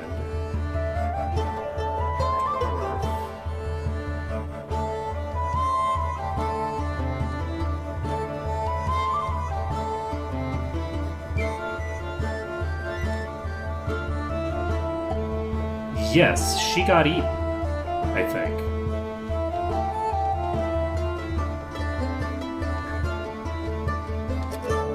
So I know who it is. As I'm looking at my roster, we are missing French Toast. French Toast is gone.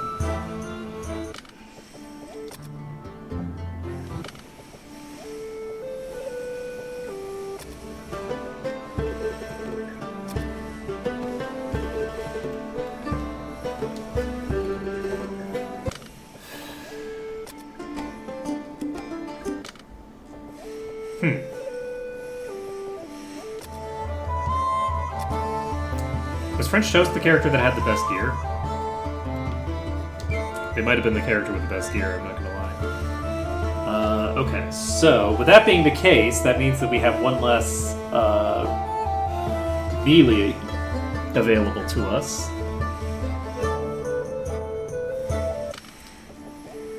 I was really happy with French Toast too. Let's see here. So, we have the ability to pick up +1 plate now from monsters in the thing. Let me take a look at my inventory.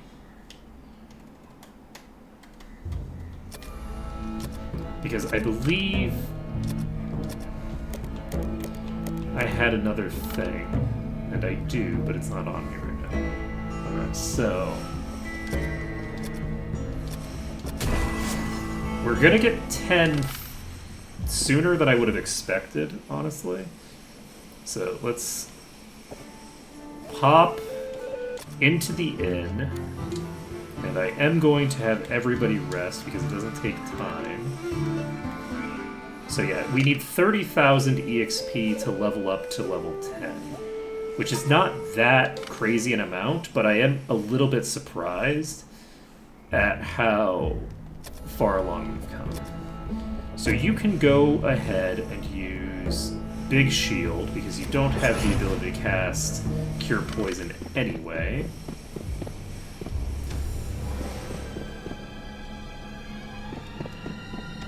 And then we're going to floor 2.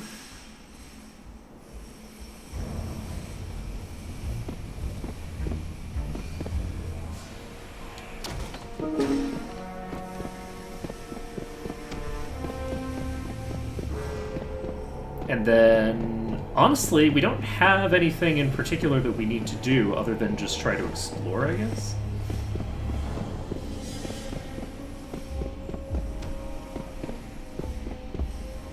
Let's try to explore this center object. They were. I really, really am sad that it's French Toast who's gone. I mean, I don't want any of them gone, right? But, like, French Toast, the eye patch to me was such a perfect representation of French Toast that I am distinctly unhappy. Okay, so this is the thing. So...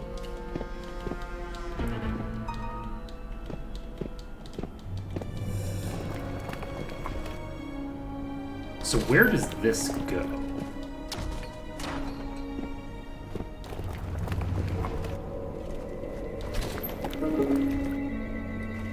Is this the elevator?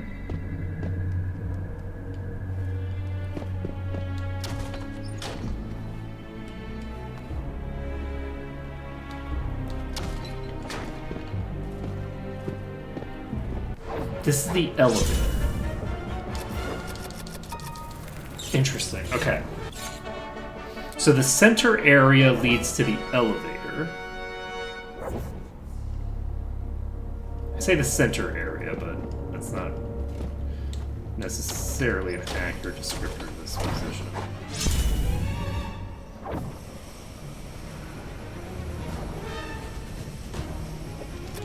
These one-way doors are really annoying.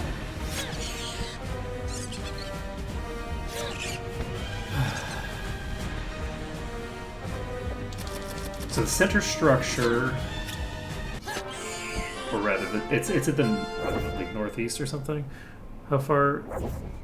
Yeah, we start out fairly northeast.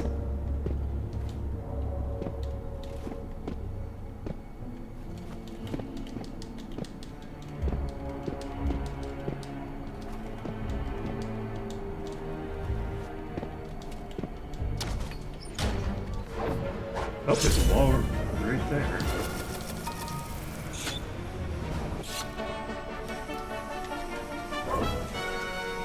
That's interesting. Does this just go back out into the room I was just in? No. What are you about?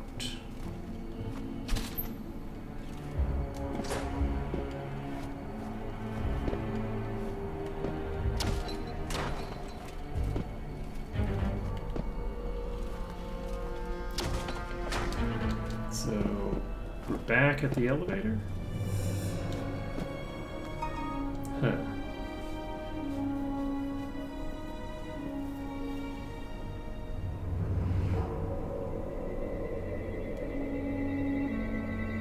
It's interesting that the elevator leads to just like fully locked in locations, but I guess it makes a degree of sense that you have like an escape route. Like that the function of it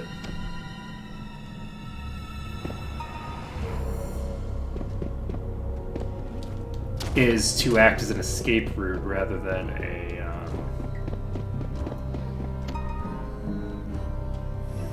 thinger. Did I actually cast anything meaningful in here? I guess I haven't really cast very many spells, huh? So I now, so the elevator will let me get out, I guess. So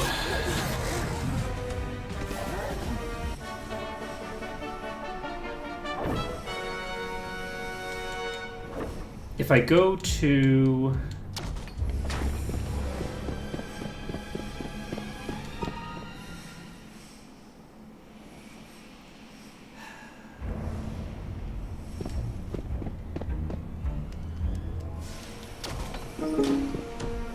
I still also haven't found a thingamabobber.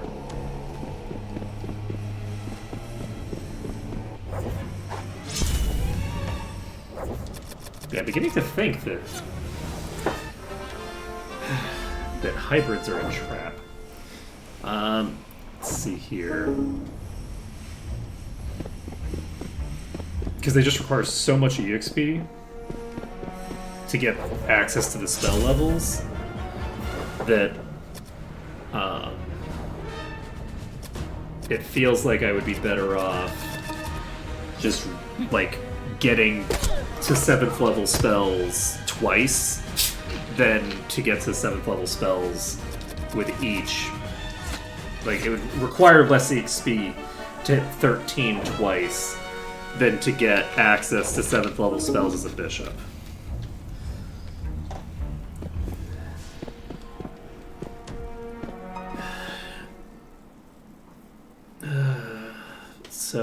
So characters can be eaten, and if they're eaten, they just fully are gone. And there's no indication that they ever existed.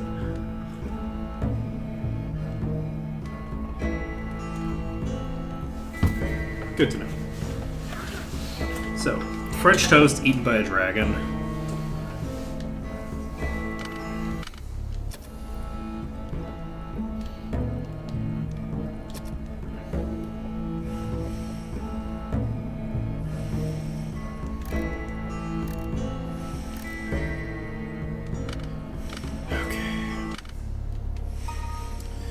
So, we start out facing west. So, I think that we're going to go...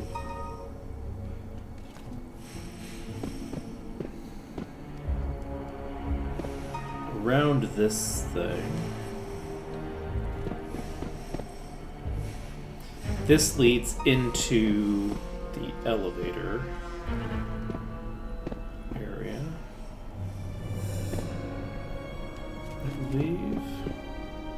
So where does this lead? Let's see if this also leads toward the elevator. I don't think it will. I think this will lead into the normal setup that I would expect.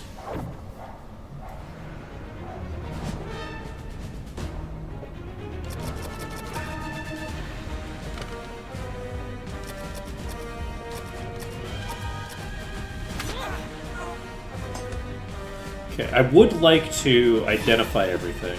On the plus side, once I've identified a thing once, it looks like I can see it as a drop in the bestiary.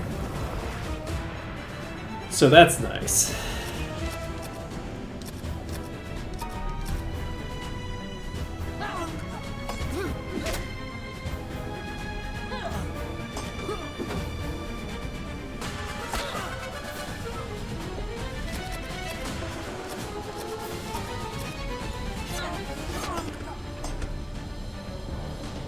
Okay, we got the Observe.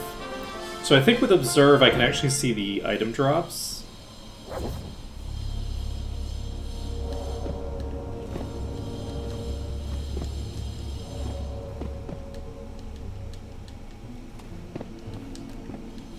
Okay, so this is interesting. This is different. I can't go out this way.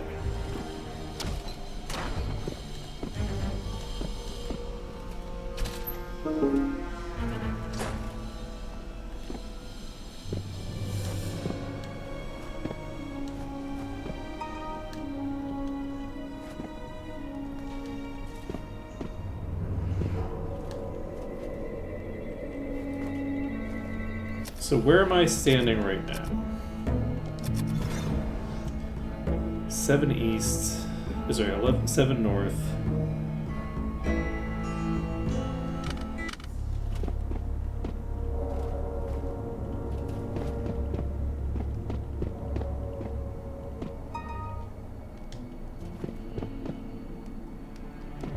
To fall into there.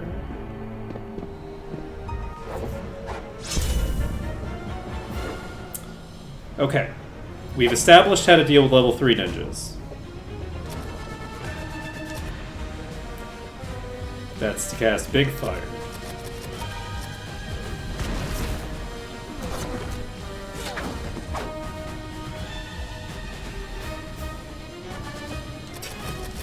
That worked real well, actually. Okay. Now, unfortunately, I can only do that twice. But we got the job done. Fuck! The fuck was... I don't know how I got myself turned around that way.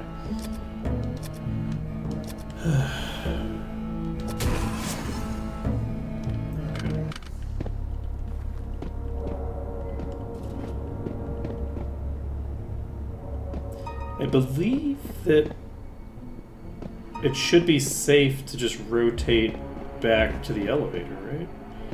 So let's just pop into the elevator. Is this the elevator itself? Yes. Alright. So we can pop up to the first floor.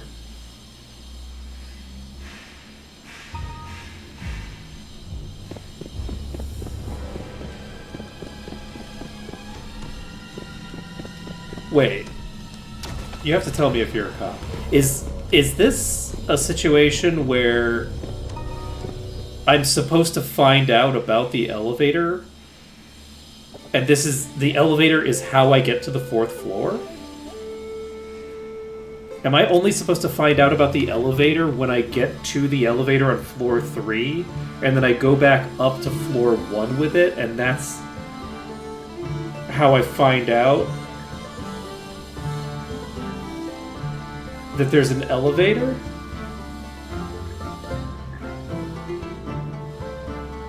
No, right? The elevator's way too easy to get to for me to be supposed to be figuring out that it exists that way. I don't think so. Okay, we got the spell lidocaine. Ooh!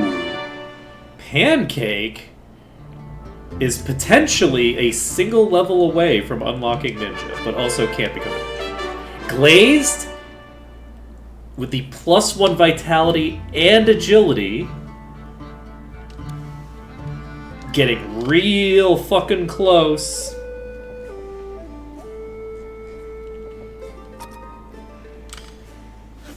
We're getting real close there. Holy shit.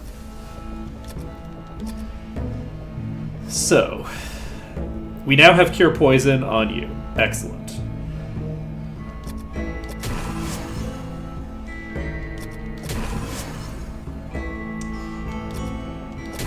I think we get up to level 13 regardless of whether we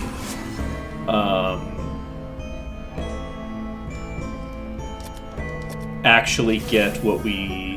Like, regardless of the stats that we gain, I think we wait until level 13. At level 13, we'll have access to the highest level spells. And I think that's... Death? Okay. That's cool. So we have an instant death spell now.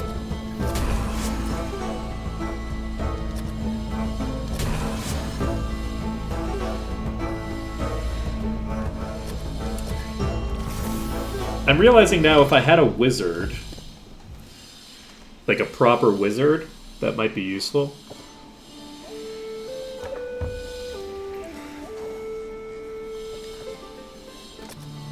Like a little bit. There's probably a lot of cool spells the wizards get that I functionally am just not getting because I am leveling up with a bunch of hybrids and priests. Churro is still dead. Yes, okay. That's unfortunate.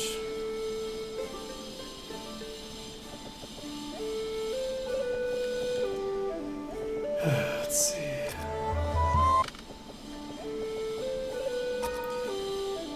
If I enter the maze with my current party,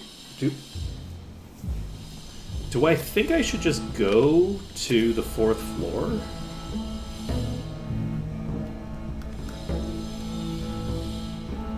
Is that what I should be doing right now?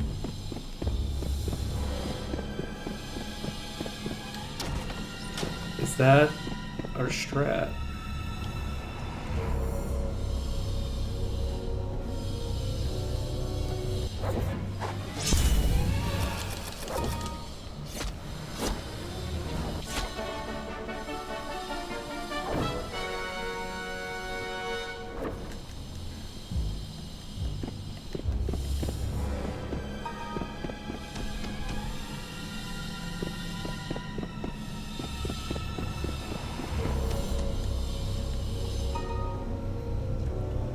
I'm gonna head to 4th floor. I'm gonna see what happens if I go through the other door. There's this door here. This might also set an alarm.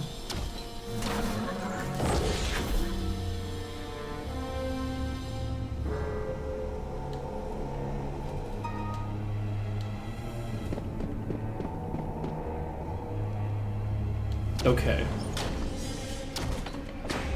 So, if I go through this door,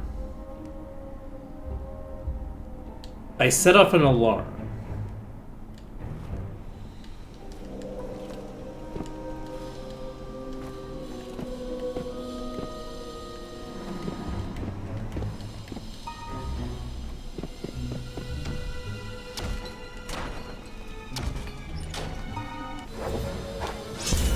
Oh!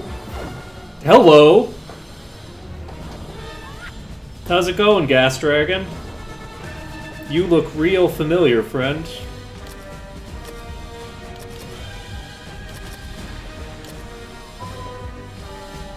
Did I cast Big Shield? No. I don't think so.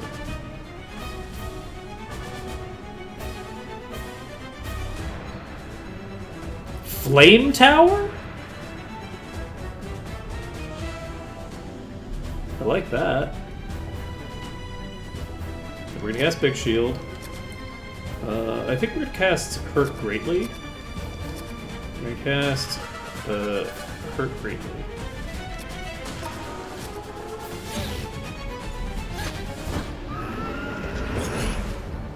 Okay.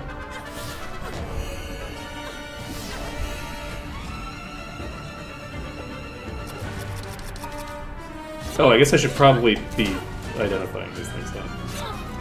But yeah, like the Gas Dragon has like no HP. They're dangerous in like a big pack, but I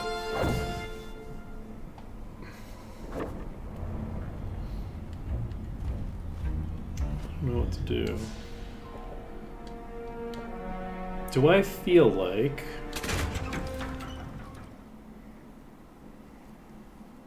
I'm very concerned about setting off that alarm.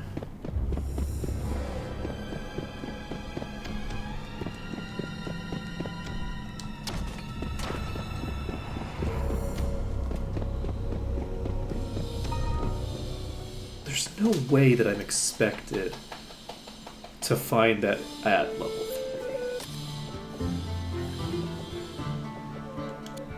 3. That's not the expectation. The expectation is that I find it while I'm on floor 1. So it's a convenient exit when I'm on level 3. But that's it. I don't think it's the thing I'm supposed to... So I haven't found anything on floor 3 yet. I have found nothing except swarms of monsters and generic thingers. I'm wondering if that's actually the hint that I do need to go through that, like, control center.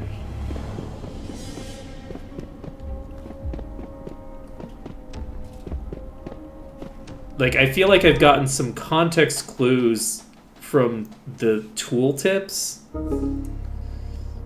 that pop up here. Or not, the load screen things, rather. So we are facing... We started out facing west, so we turned to the south, I believe.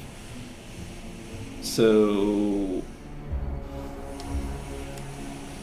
if we turn this way, We're moving away from the thing. We can get to there by going through here.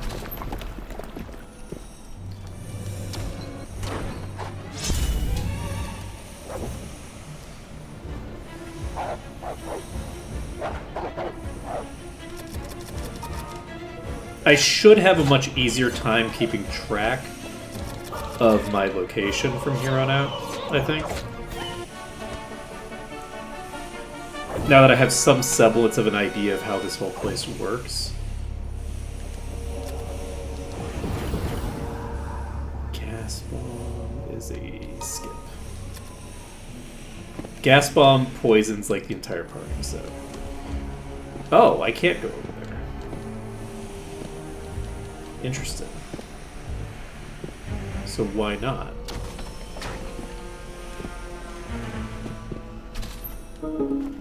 That's pretty interesting, right? Oh, because I'm here.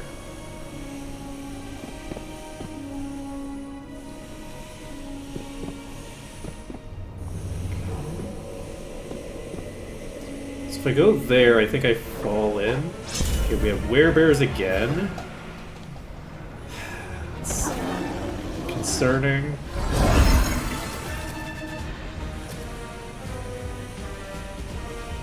I'm not going to keep casting Big Shield. Do I want to cast... Or, sorry, do I want to cast Prayer? Yes. A single Prayer is pretty decently likely to prevent at least one paralysis. So if it does prevent a paralysis, even if I get paralyzed, that doesn't mean that it's not worth casting, basically. So, like, if one of those would have hit without me having cast that, it's worth doing, because we would have used the same spell slot to repair it after the fact.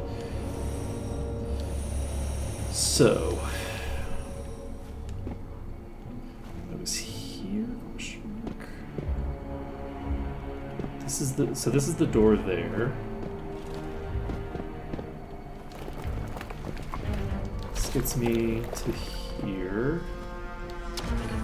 So from here, I can come here.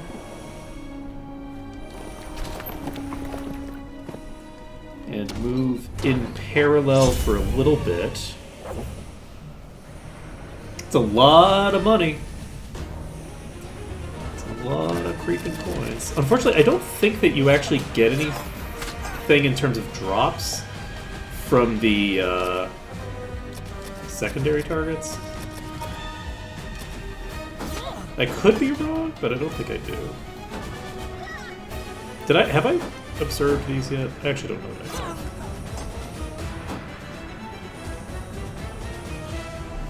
Yeah, the coins are going to take kind of forever.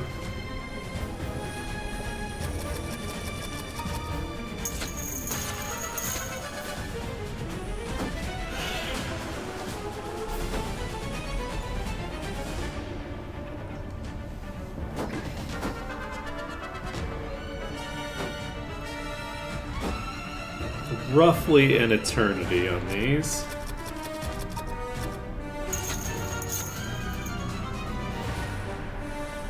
This is definitely an enemy group that you would want to set the speed higher. Though I guess you can't do it for individual groups. Like, I don't think that is... Yeah, that's not actually an option on this menu, so...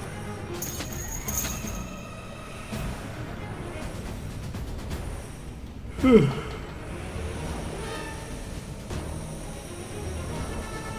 yeah, we're waiting through the... I wonder what we're supposed to do here.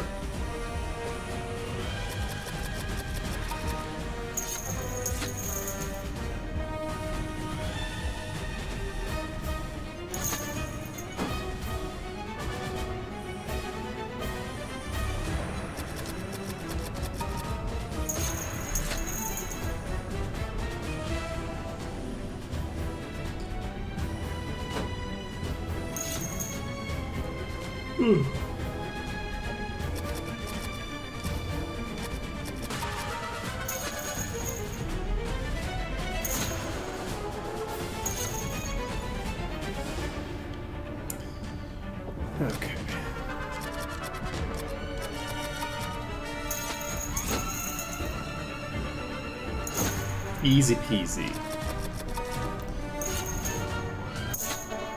Easy peasy. So what do we get out of this? We get 4,000 EXP per party member.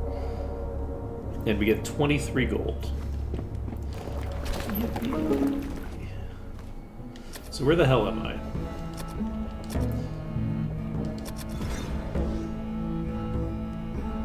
So I'm at 316.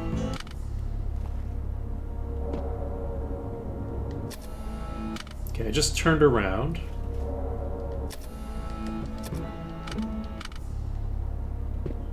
What if I go into...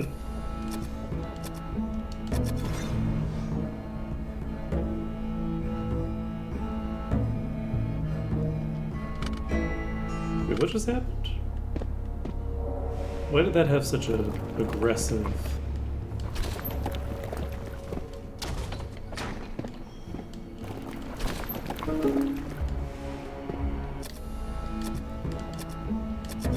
It always has that. Okay, so 13.7.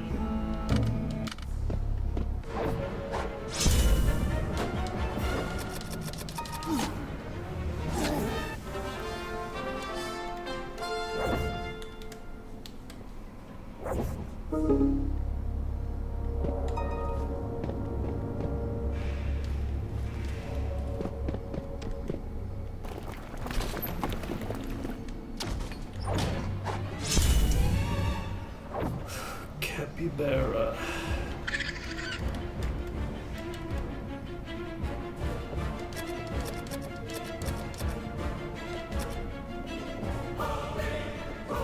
Yeah, I need to figure out what I'm gonna do here.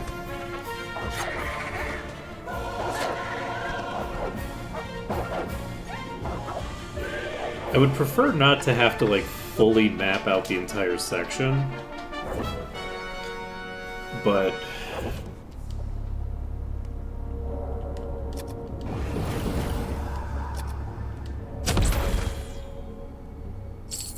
it's very rude.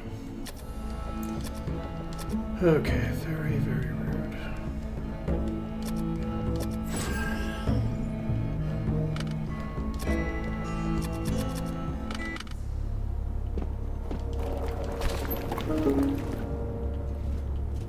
It's also funny because your saving throws don't, like, do anything against traps.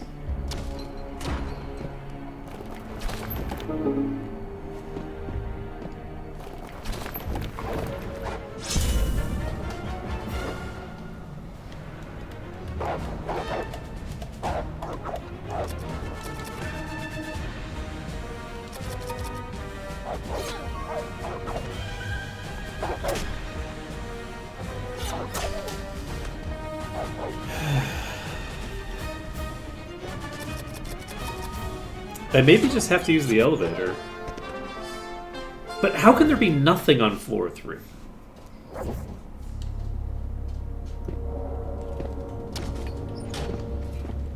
Like, nothing?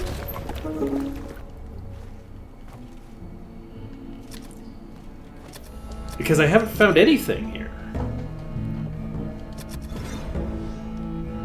6 east. Facing south.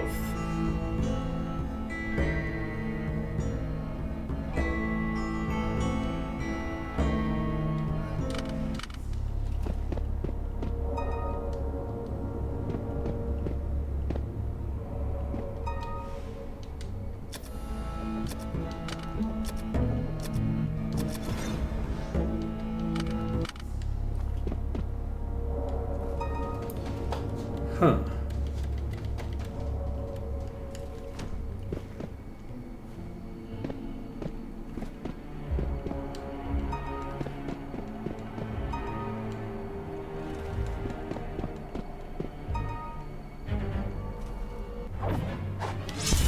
I wonder.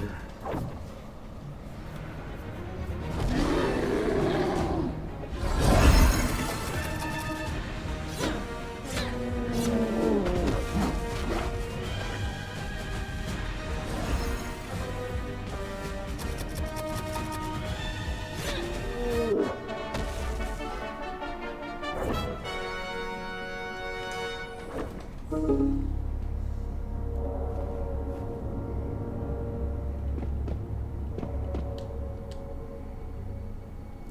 no mosaic here.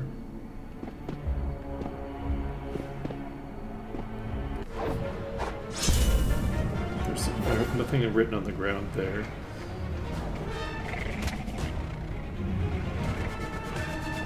Don't love that for me. Okay.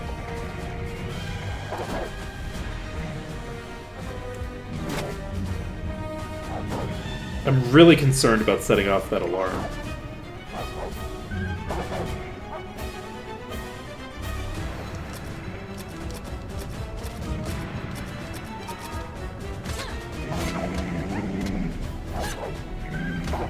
Setting off that alarm seems very dangerous to me.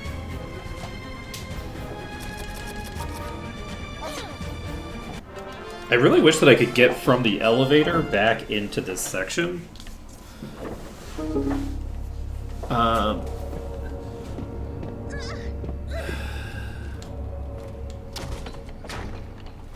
Pretty annoying that I seemingly can't. So where's this go? This just goes into a bunch of bullshit that leads into itself and doesn't really accomplish anything, I believe.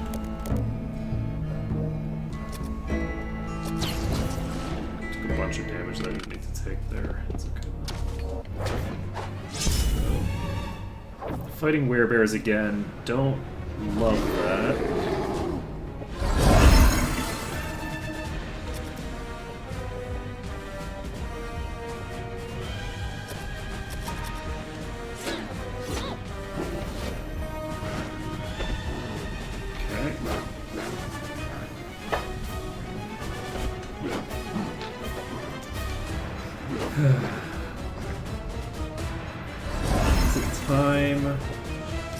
I think it's time to go down to the 4th floor and just see what happens when we set off that alarm. I think we want to basically go down, set off the alarm, like maybe go through one door, and then just go back upstairs.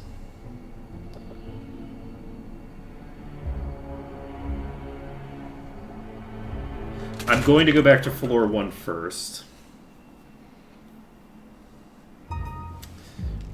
We're going to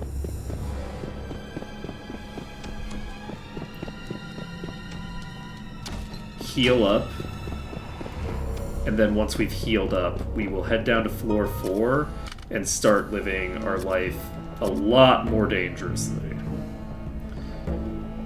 I don't know what's going to happen. I do know that we will at least have the ability to cure death.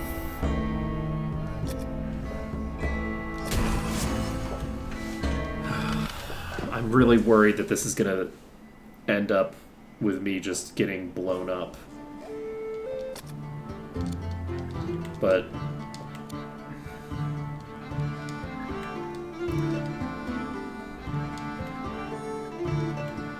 I don't know what else I'm gonna do. Because other than mapping out every detail of the 3rd floor, I feel like I would have run into something interesting by now.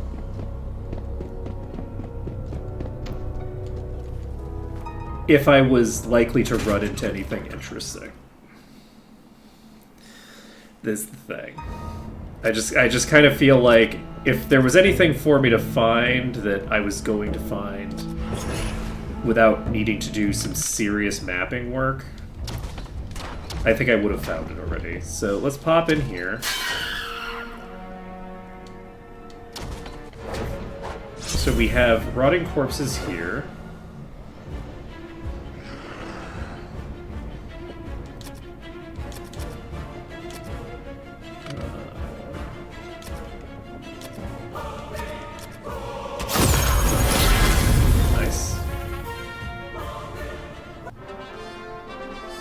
So the hope here is that we get a shiny chest, which we do. We have a poison needle. We will try to disarm it.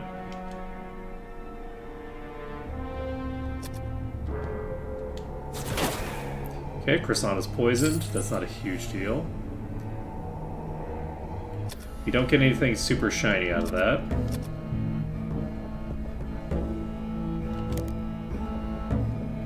We cure poison.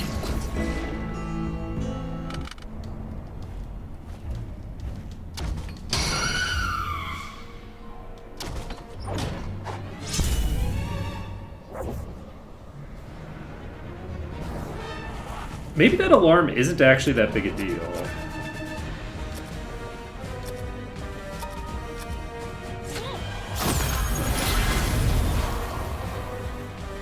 Like, maybe the alarm just increases the encounter rate?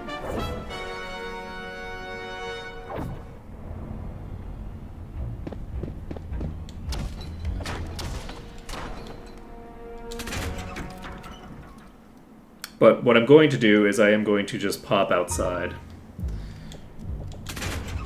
I'm not actually going to pop all the way outside. I'm just going to pop upstairs. Well, this might bite me in the ass, but we're probably fine. So we do this.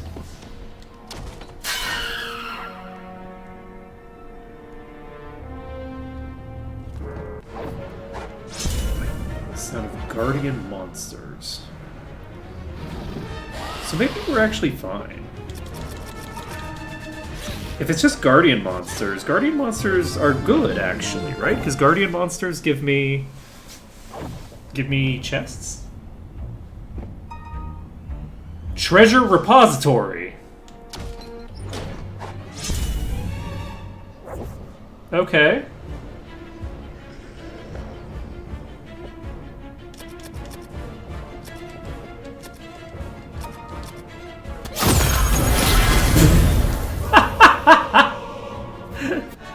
We're not going to get EXP for those, but we're also not getting paralyzed by them is the thing. And we can get chests.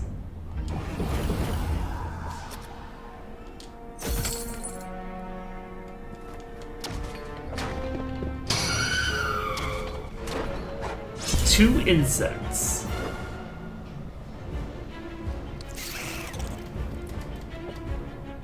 Boring beetle. Well, I don't know about boring. I think that they're kind of cool looking.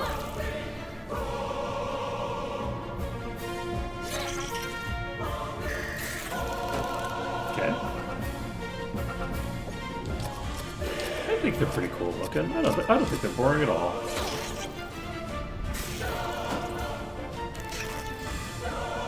Nice, we got the deduce. So let's see what boring beetles can drop.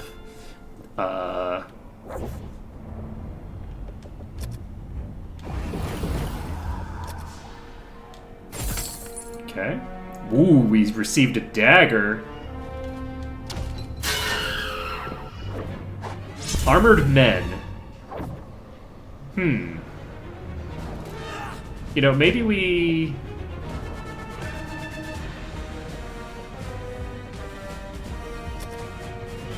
You know what I'm going to do, actually, is I'm going to cast Big Fire with everybody and inspect with everybody, and we're going to walk out of here.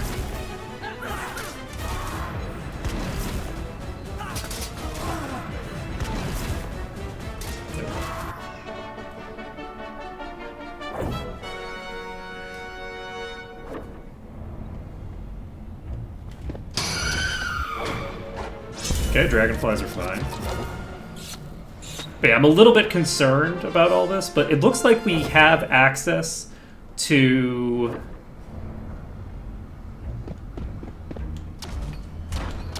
a treasure repository here. It said, like, control room, which confused me. I have a suspicion that this is actually the way to get, like,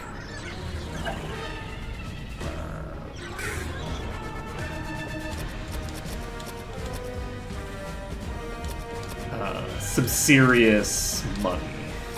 That's my assumption. Not me, but like we're potentially going to be able to get some really nice loot in here. So I've been wondering how I'm supposed to be getting loot. Excuse me. And I think this is it. I think this is actually just a vault. So this still doesn't explain what we're supposed to do on level 3. But I think that now I have a better idea of how I'm supposed to be getting loot. Which is to say, I think I'm basically just supposed to fight enemies on this floor. So...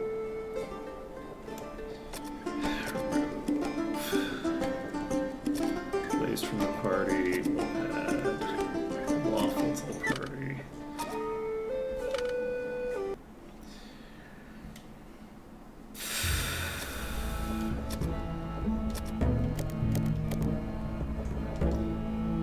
Give this to Waffle.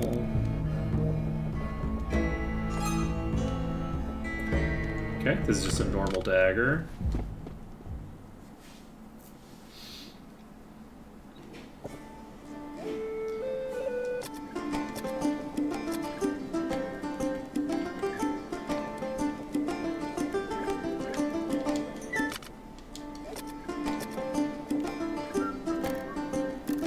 Okay, we're putting Glaze back in the party. And did I already rest with everybody? I think I did. We're getting close to level 11 with some of our characters, which is good. But level 11 isn't actually relevant for them. Do we want to pick up... No.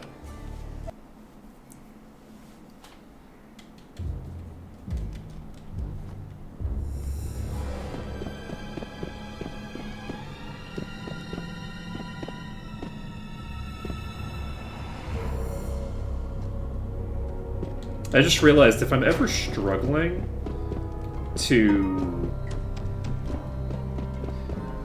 find my way out of level 3, I can actually just leave the dungeon, go to... God, who's hanging out upstairs? It's not Churro.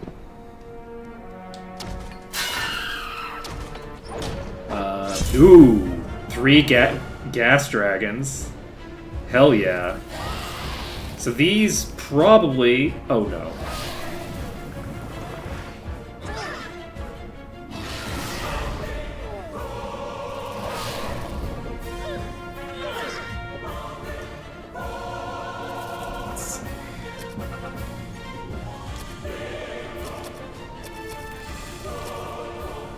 I didn't cast Big Shield upon coming down, it turns out. Okay, we're gonna take the Flame Tower on this. The group in the back, and we'll use Prayer. And...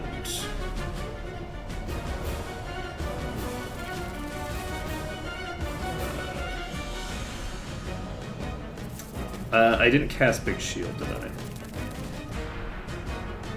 I'll cast Big Shield. So we'll have... Okay, the dragon did not hit as hard as I expected it to. I'm not gonna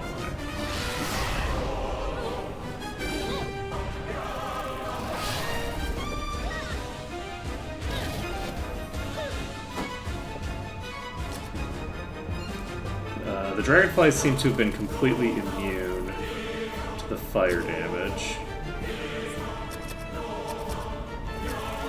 that I was trying to do there. But it just spam hurt greatly.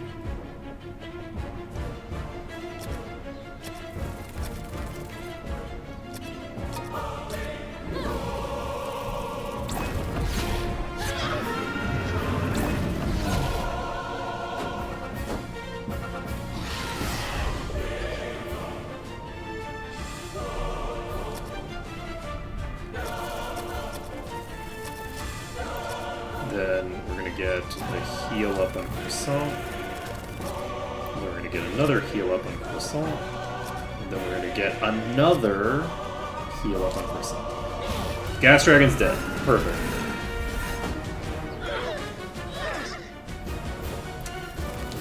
Now these dragonflies seem like they're doing more damage than the actual dragons, but the dragon did breathe on my party in the previous time when I wiped to them, and it didn't. I don't think any of them breathed a single time this time.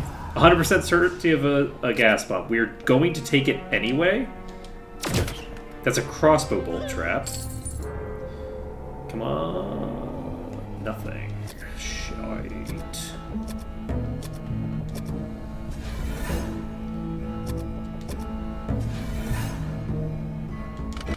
You know what? I took so much damage there that I want to just walk out anyway. I think that's the play. We get out of here. We go use our proper big heals rather than use a bunch of little heals. It'll basically save time overall to do it that way, I think.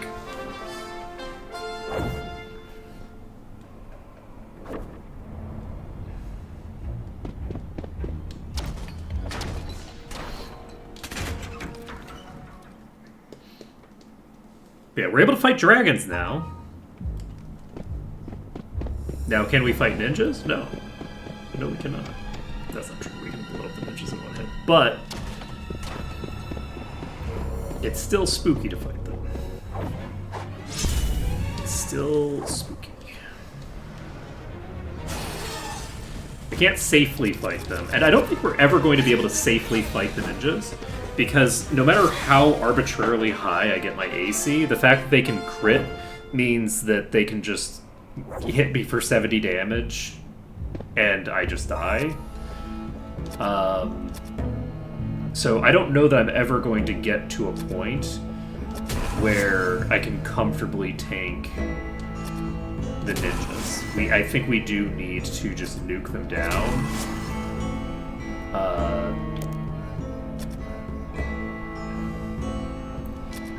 Whenever we see them.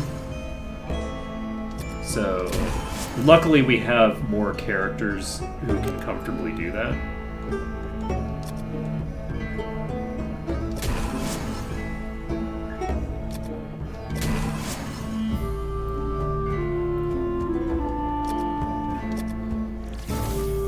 Whereas before, we had like 2 characters that could do 1 shot. We now have Sugar sitting on a big nuke as well.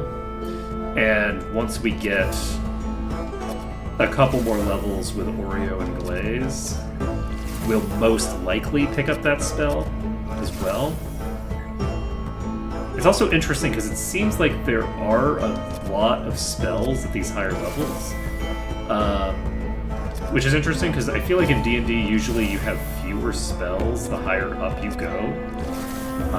Certainly in like D&D like combat simulators, you usually have fewer spells. Partially just because like the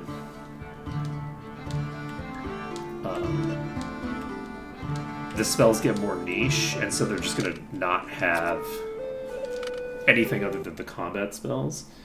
But I feel like we've had 4 spells per level for most levels, and if we look at you, we have 4 spells here. We're missing, I think, at least 2 of the spells that we found. We're missing Death. We're missing Locate. So we have at least 6 spells of that spell level. So that's kind of interesting, right? Like, there's more spells at level 5 than there are at any of the previous spell levels. I think that's interesting, at least. So we're going to go down here. We're going to trigger the alarm. We're going to go into the thing here immediately. This is 3 armored men. So this is level 5 samurai. Minor daimyo. Okay. Interesting. What realm are you in charge of here, friend? Okay, with observed, we maybe can identify their loot table. that. We got the deduce.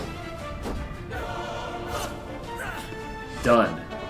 Okay, so now we can take a look at what they can drop. We get 600 bucks. Teleporter.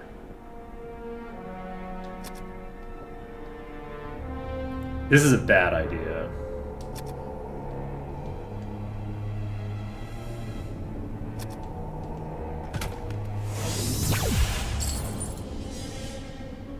Hey, we got a staff.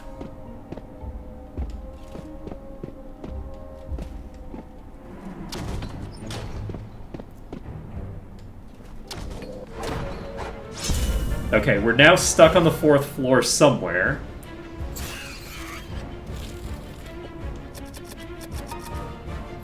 This was a terrible idea.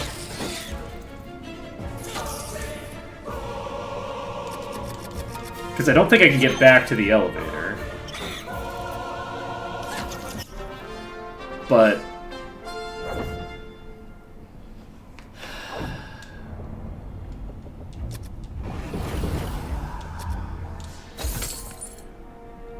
we got a mace.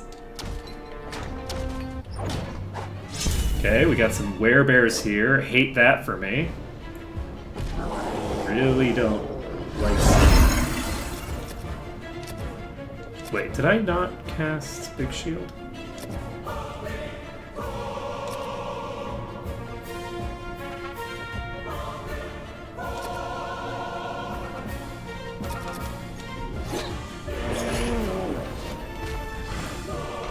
I don't think I did. Okay. Well, they all fled, so we're fine.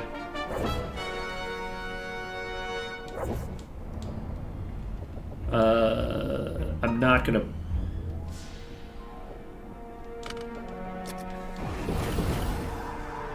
I'm gonna skip the chest.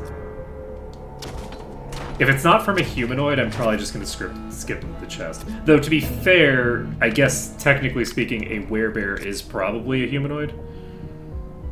So, Minor Daimyo can drop... has a 40% chance to drop a bunch of stuff. Can drop an unknown mace that has apparently been dropped for me at some point. And can drop plate +1.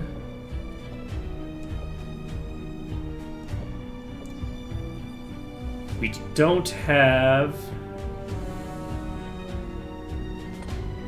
So the Boring Beetle has a similar set of drops. Okay, it looks like the Boring Beetle has the same drop thing as the Ogre.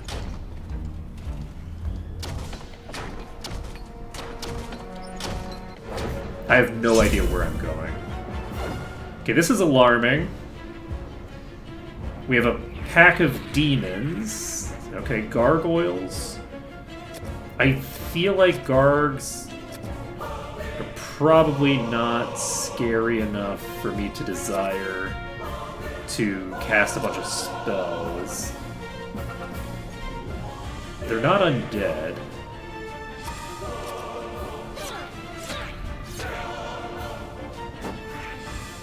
At least I assume that they're not undead.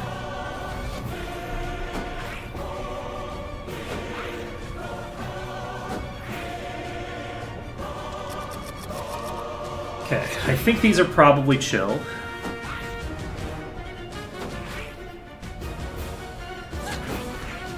With the AC that I've got right now, I think we're fine on these.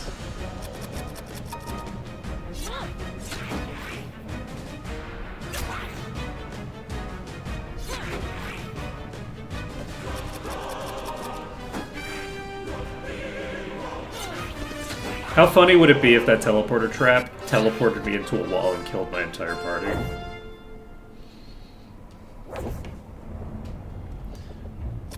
Would that be funny? Okay, this has a stunning trap. We'll try to disarm it. I still haven't successfully disarmed a trap once, I don't think, with any of these people, which is a little surprising, because I feel like I've made, like, a lot more than 10 attempts on traps by now. And I've had about a 10% chance. Okay, Sugar is paralyzed. And we got a shield. So... cast Softness on you. And we do need to move you back, because you are the person with the better AC.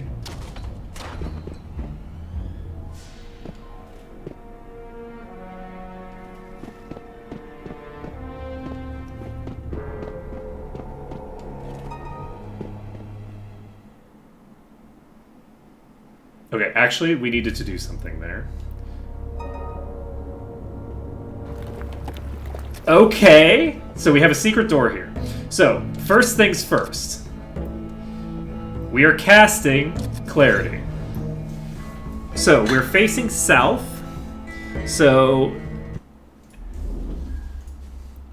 4th floor entrance is 1 east, 8 north. Except not quite, but we'll get to that.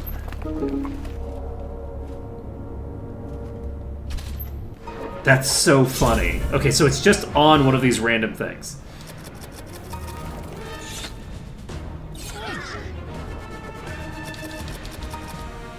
This is, if I had to guess, I would say this is the only interesting thing in this entire area. This entire area is just an elevator and this.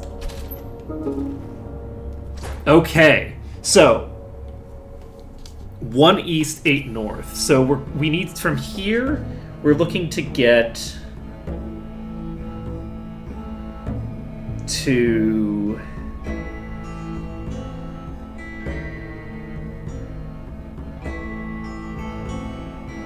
we're basically just looking to go northeast from here, right? What are we facing thing right now? We're facing north. So we're basically just looking to go northeast. Is this the center thing right here?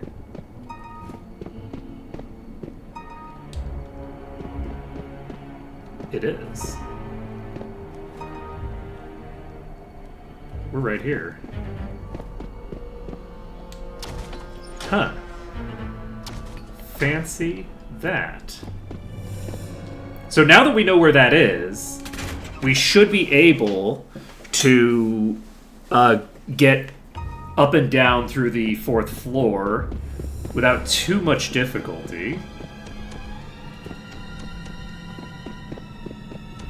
The question is, how do we want to handle the 4th floor? Do we want to start exploring the 4th floor, or are we just looking to get some loot for right now? I think I need to explore the elevator area of the 4th floor first. I think that's the first thing that I want to do.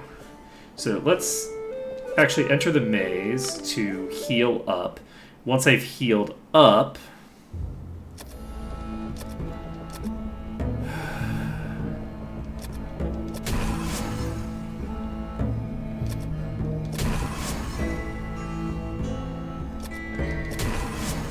we can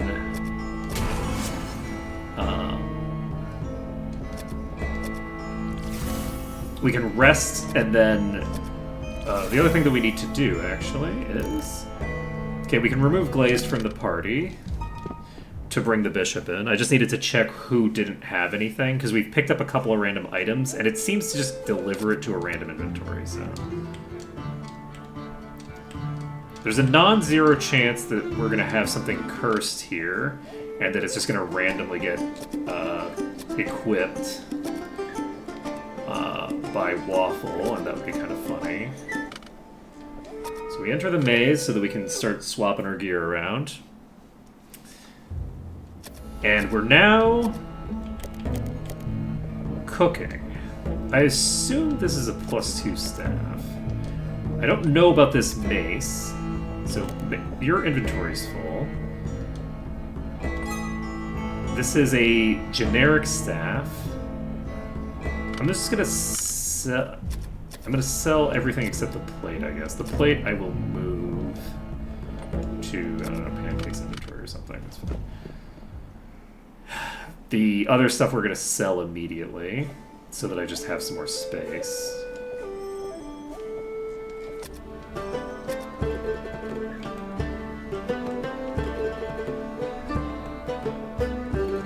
Some dagger, the staff, the staff.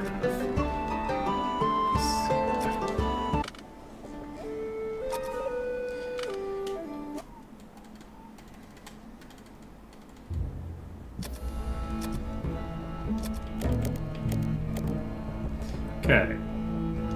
Give this to Waffle. Give this to Waffle. Waffle. That's a +1 mace. Let's go. +3 to hit, 2 attack minimum. And a normal shield. Okay. We are cooking. So what is your... I think that a +1 mace... 2d4 +1. This is better for like a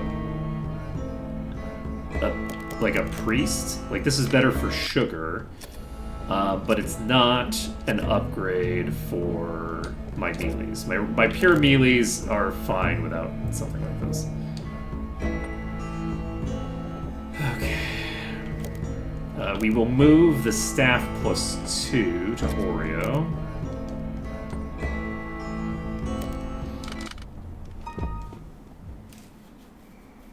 And so we now have found some shiny loot, finally.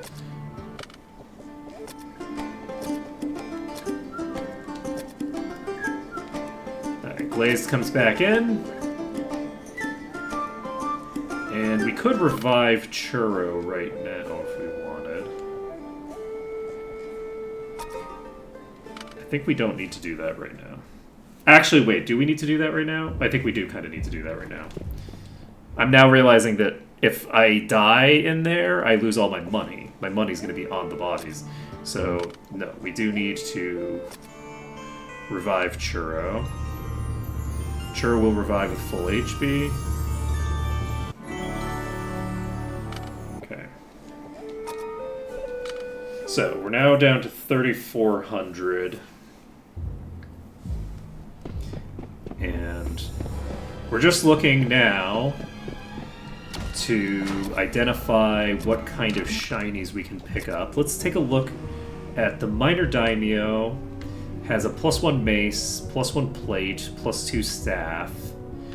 There's a 1 in 5 chance of getting something from that list. So that's good. We can't identify what you've got yet. I'd love to see what is available on the dragons, but I haven't actually sufficiently identified them yet. Let's go into the alarmed room first.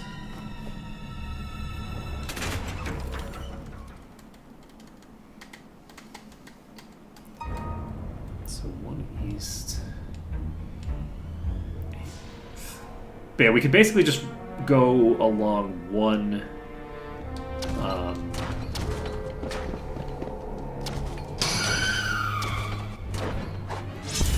We got the priestesses here. I think we're golden on priestesses. I don't think that they're going to do too much damage, so I think we just... Like, they're going to spam silence as well. So... we should be fine to just inspect them with everybody that's... Nice! We got the deduce. So with this, we should be able to get whatever...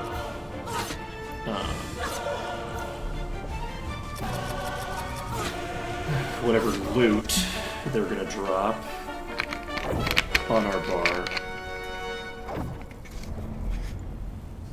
Okay. Okay, exploding box is probably fine.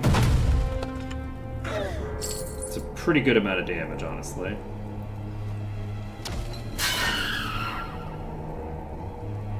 it is tempting for this to bring out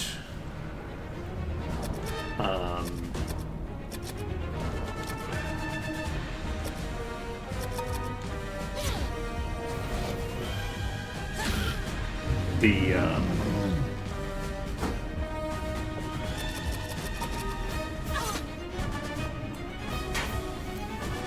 bring out Danish.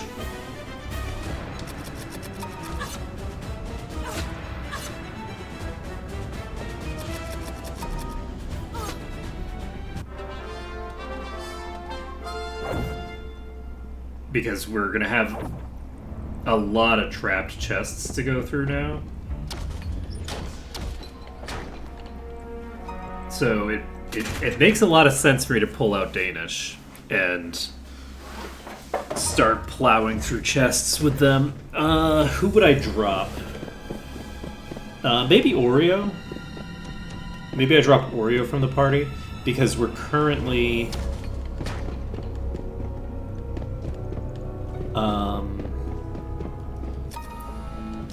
we're not going to have, like, long, extended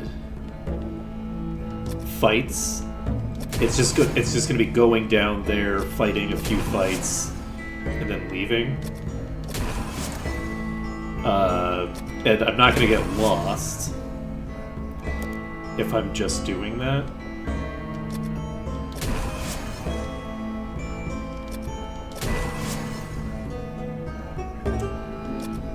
I think that might be the way to go, honestly. So we maybe leave Oreo up here.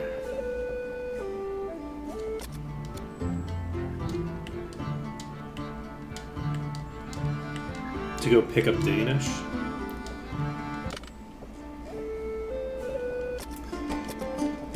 Yes, we leave Oreo up here for now, so that we can go pick up Danish. We're gonna grab Danish. Danish will help us, because Oreo, I think got a minus. That means that they're very far away now from potentially getting a thing. So yeah, let's go grab Danish, and maybe I bring more characters up higher, because if I just bring them into the same room as... I think I am. We're gonna pop... Nope. We're on the first floor, we're not on the second floor. We're gonna pop over to the...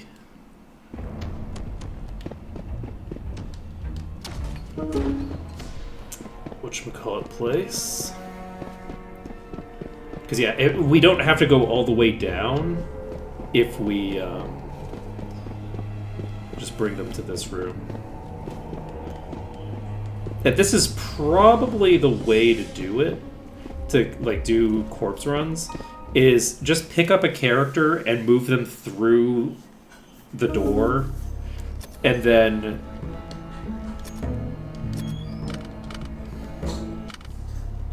wait.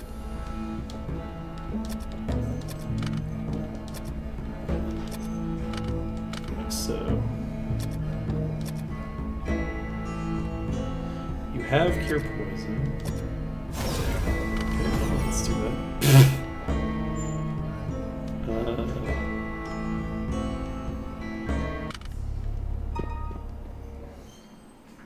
Okay, I'll leave Danish here.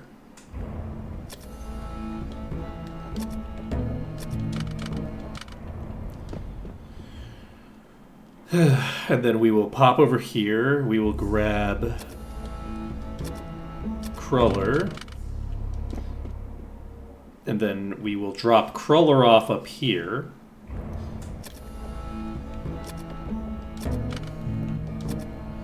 Then we'll add Danish to the party, who is unfortunately going to need to be revived.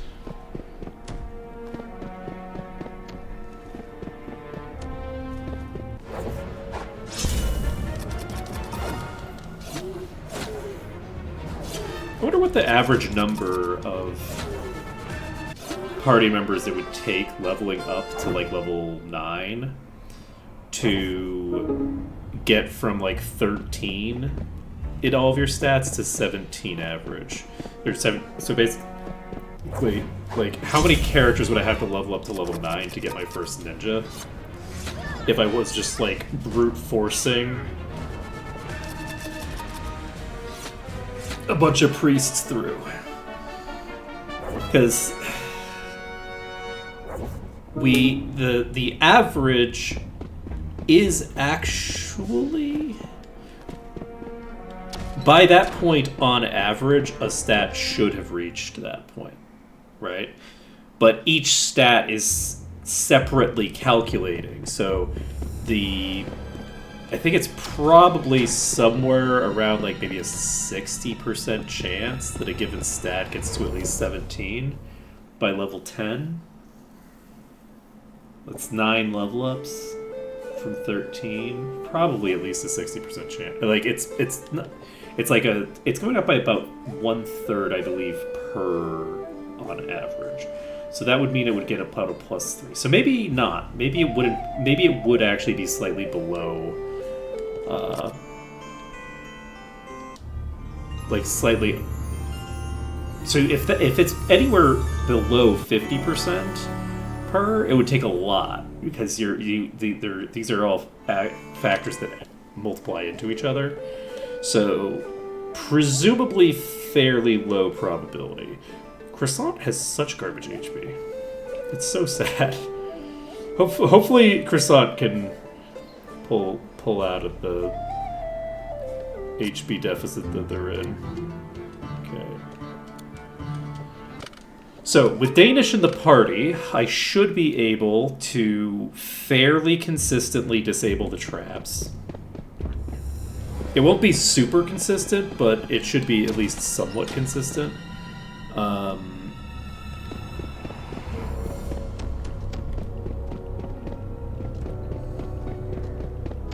Yeah, there's absolutely no way that I'm not supposed to do this. But yeah, we now have established how to get to the 4th floor. So it turns out the easiest way to do it is to just trigger a teleporter trap on the 4th floor and find your way back to the entrance. This is definitely a safe way to do things. We'll attack you, and I'm actually going to use a big fire on the huge spiders in the back. We're going to do a big shield. We're going to do... Am I actually going to do that? Maybe I don't.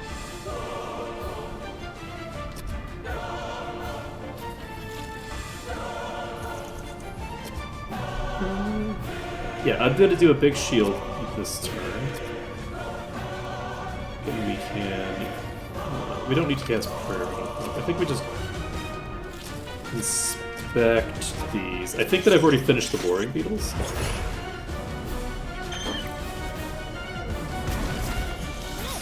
Okay, the spiders are trivially destroyed by just burning them up. And the boring beetles aren't particularly strong. They're kind of boring, but anyway. Okay, so we inspect with you. You're sure there's no traps. We received some armor. Probably not anything super exciting, but we'll see. 2 gas dragons show up. These are probably not actually considered guardians right now, but this is the 2nd time in a row that I've run into enemies in this exact spot after triggering the alarm.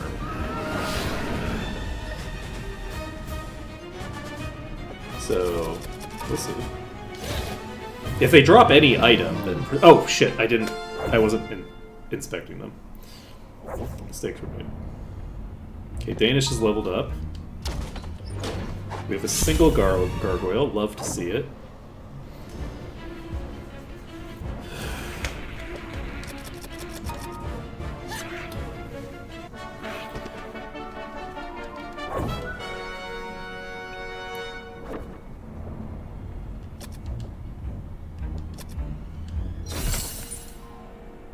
Okay.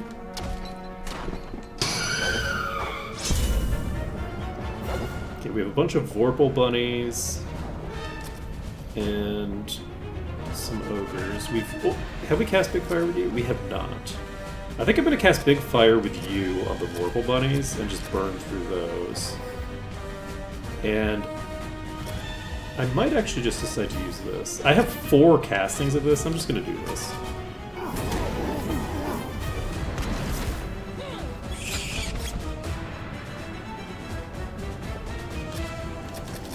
My melee party isn't seeming very melee right at this moment, but don't worry about it.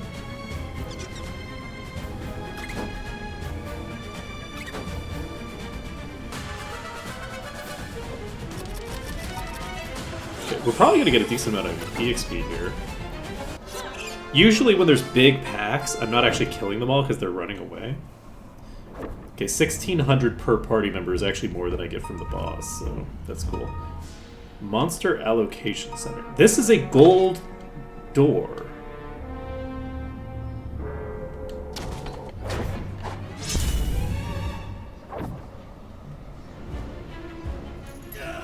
Interesting. Huh. That's concerning. So there's multiple enemies here. This is like a lot of different types of enemies. I'm going to glass it up on everybody. Because I can't AoE them consistently. We prayer. And we spam hurt greatly on the masked man. You can inspect. Unfortunately, I don't have everything that I'd like here.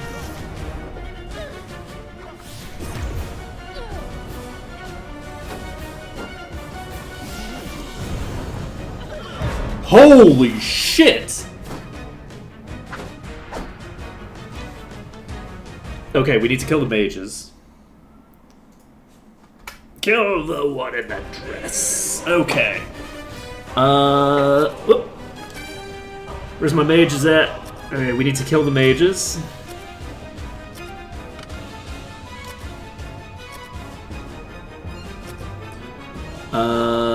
Let's see, what else do we cast? We cast Flame Tower on the mages. Cast Hurt Greatly on the masked man, I think. Do I? No. I need to cast Great Cure on Croissant. Okay, one of the mages is dead. I think the other mage is dead. The mages are dead. We're fine. So the mages don't have a lot of HP. We need to kill the thing that can probably crit me. We cannot cast any more spells. So we continue to inspect you. Okay, Masked Man's dead. Okay, we've identified the High Ninja.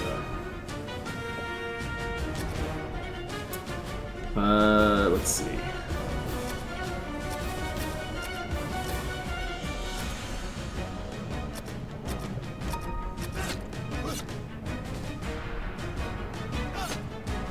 I think we've actually fully identified those, which is pretty cool. Okay, Sugar can attack. Or can cast spells, rather. I think I do. I think we pull out the Great Cure here. Okay, first fighter's down. That is a lot of damage. I'm very happy that I did what I did.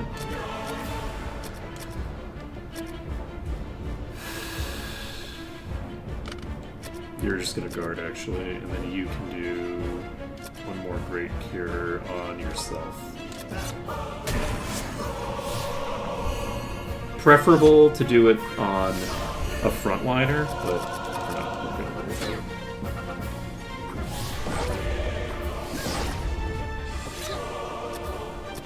it. I love that we finally found the gold key door.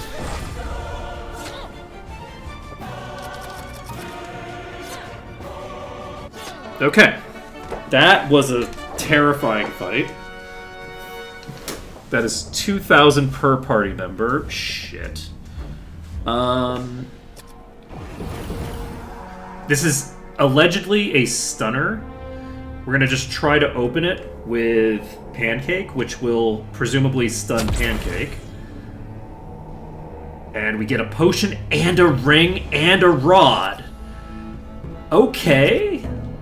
So we can just cast Soft on you. And we can cast Life on you. And that actually worked. We're cooking. We're gonna heal back up, and we're gonna heal with small spells, because what we need to do right now is get the hell out of here.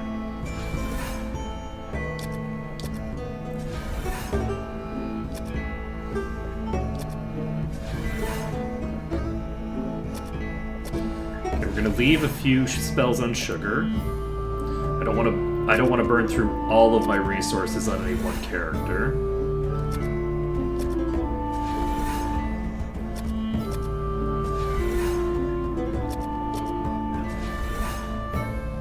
Okay, we're golden. So, everybody's in pretty decent shape.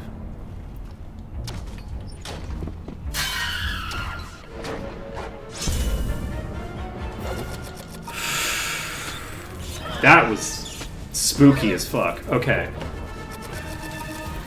That was a very scary fight.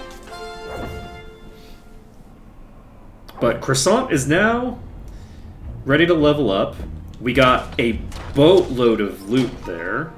How much of it is just cursed bullshit? Who knows? How much of it is just some nonsense that we don't care about just at all? Unclear. But we might actually be able to leave the elevator area.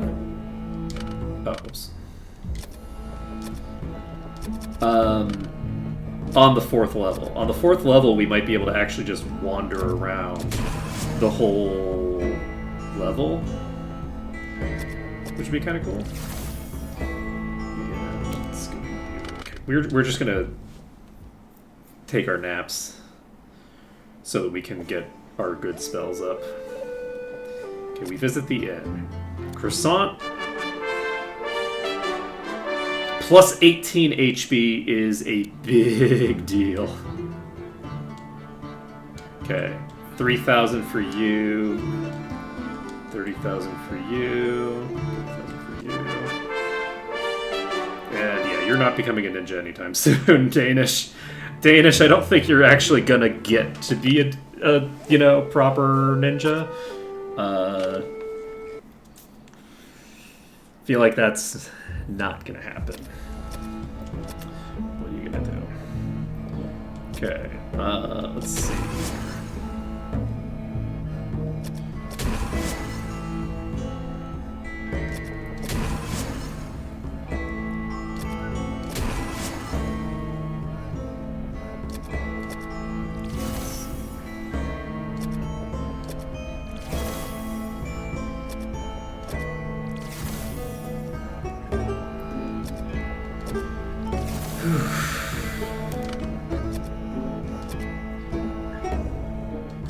Cure done.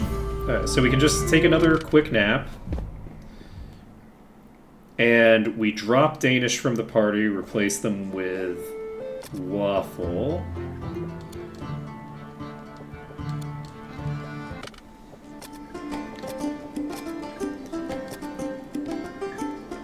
Where's Waffle? I just realized that I might have had that loot on Danish, because I did not check. Nope, it's all on Croissant.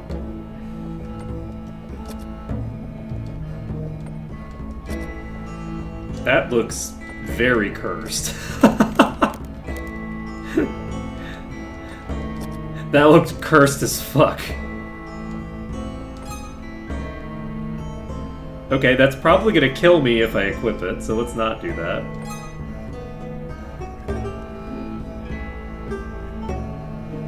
Combat only. Interesting. Costs cast Mahalito, 10% chance of being consumed on use. It's a normal breastplate, unfortunately.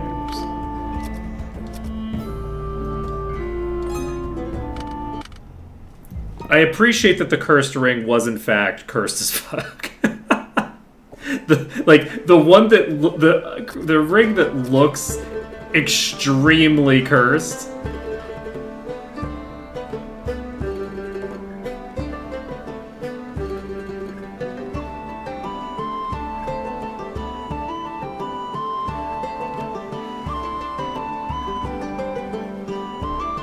This is worth 250,000 gold. If I sell this, I'm set for life.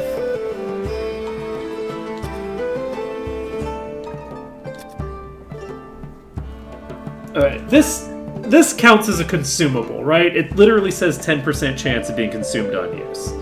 So this is a consumable. We're not using this.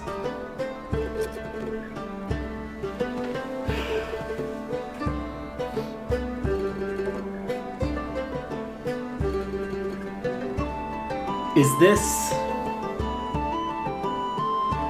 If I sell this, is it gonna bite me in the ass because I needed to have it?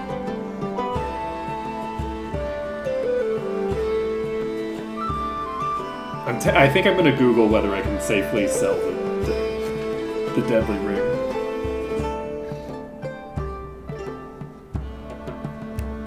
Can you not equip this? That's crazy. Because, yeah, if I buy this, then...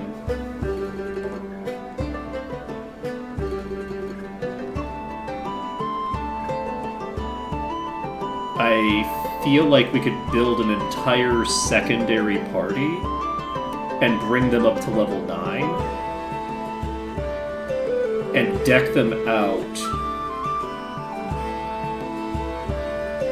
with all sorts of shit. Okay, we're gonna Google this.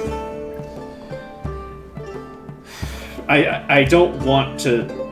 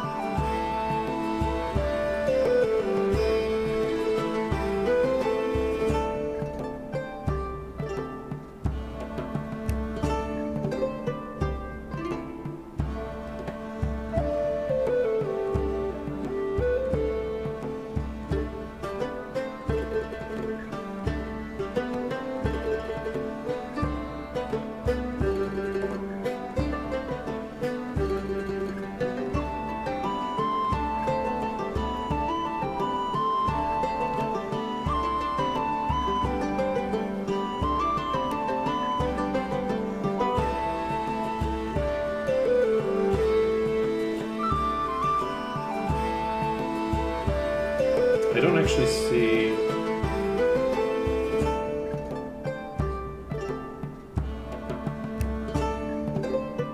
Alright, there's a thing on the wiki page for it.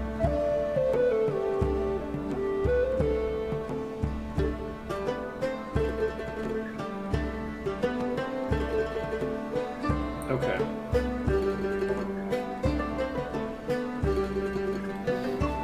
Okay, it looks like, yes, the purpose of this item is to sell it. So, we're going to sell the deadly ring. We have made $6 bajillion. And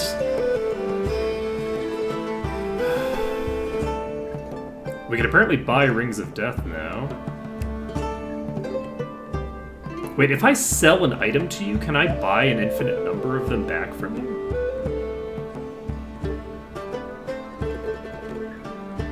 Is that how that works?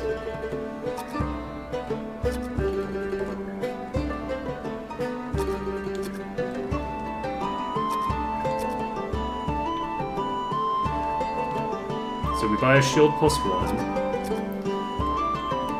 Pancake gets the copper gloves. It's a shield +1. Okay, so our AC and everything is now caught up to where it was before people started getting eaten. Don't worry about it. Let's see here. Sugar. I could give you a shield +1 if I want, but I don't really have any reason to. So...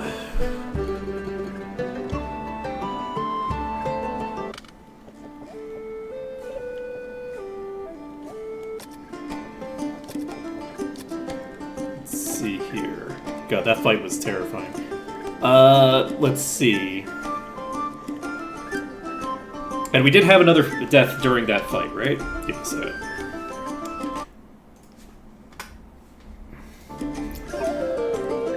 So, we do bring Danish back into the party. Danish is required for getting the gear stuff that we're getting.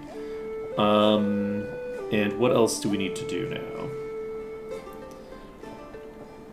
We enter the maze. So we'll have -4 AC on Croissant now. And -1 on Pancake and Muffin. Oh! Oh, we got a level up, right. Sparkstorm. About half the monsters. Interesting.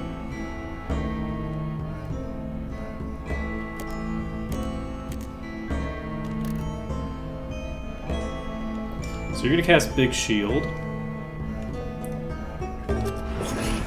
Now we have -4, -3, -3. Not too shabby. So let's take a look at our bestiary. Did we get... So random encounter treasure type 5.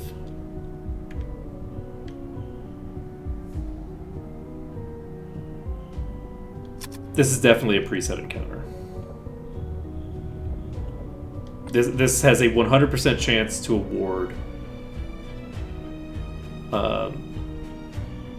these things. This is a preset encounter. It also only has the same treasure type regardless of random or guardian.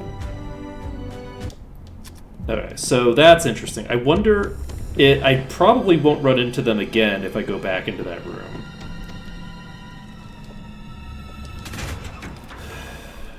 But we'll see.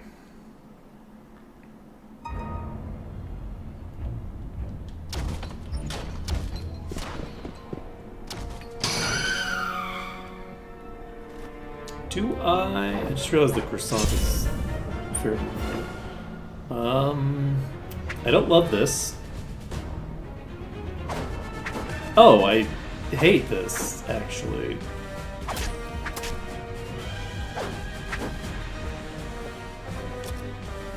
This is extremely upsetting. Let's cast... Actually, you know what? Let's just quickly cast a big fire. We have multiple castings of it now, which is nice. And then let's go grab the 2 chest doors and not even bother thinking about exploring this place on this rotation. So on Monday we will be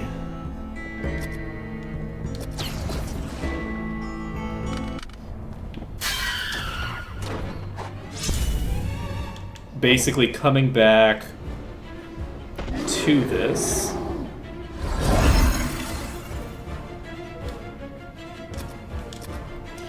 Let's cast Flame Tower.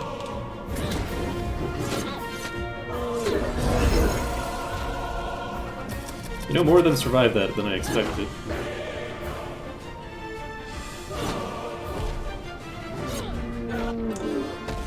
Go.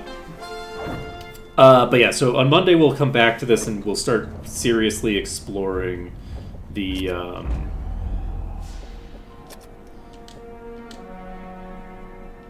scary. Are you sure that it's an exploding box trap, friend? You're both pretty sure. Danish? Okay. We got a sword. And this is gas. I wonder if these are guardians. I wonder if that alarm triggers... It's kind of amazing to think that I managed to...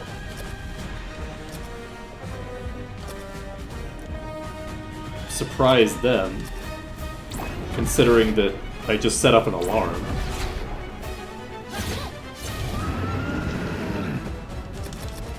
I guess they're surprised that I kept going.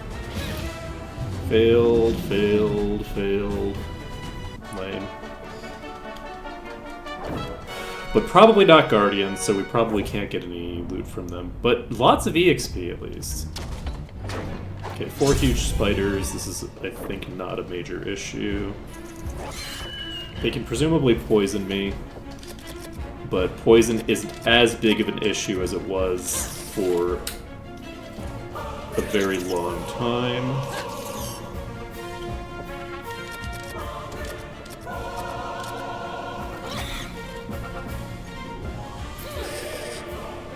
Okay.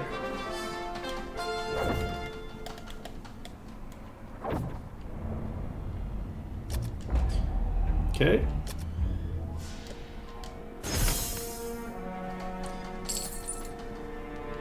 "95% certain that it was a trap. It wasn't that type of trap. It wasn't that." Ooh, a were-rat. What are you doing up here? We're like so deep. Weren't you like in the second level of the dungeon? What are you doing down here? How'd you get down here, friend? Friendly friend?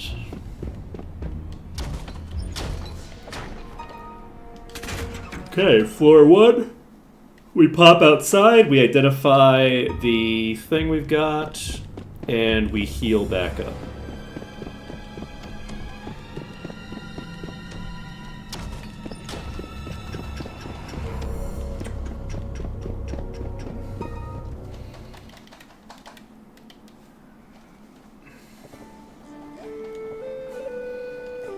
I forgot to heal. We're going to heal first. We're also going to check if Danish has the items. Danish does not have the items, so that's all we need to know. Because Danish is the one I'm going to replace with our bishop. So this is, for now, the party we've got going. Which is not the most balanced party. It's like, what, 2 humans, or 2 elves and 2 dwarves, and a human, and then Thinger. Need to work on that. We need to get a halfling back in the party. Oh. We keep leaving our halflings everywhere. Either in creatures' stomachs, or hanging out next to dungeon entrances that I don't really need to hang out next to anymore. I have a suspicion that I don't need to be hanging out by level 3 anymore, and that I should probably just pick up that character and bring it back.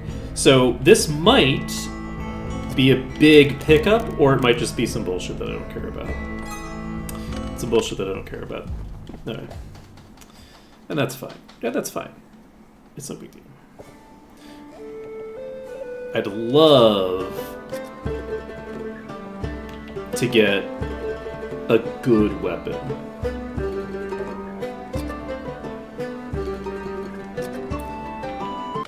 A good weapon would be nice to have. Oh, let's see. We have 10 minutes left. So I think we're going to go pick up our missing party member.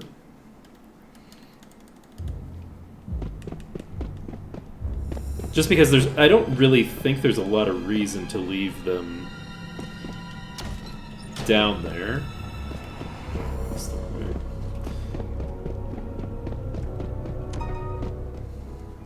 And will this be everybody brought back to the party? Let's bring Cruller back up first, I guess.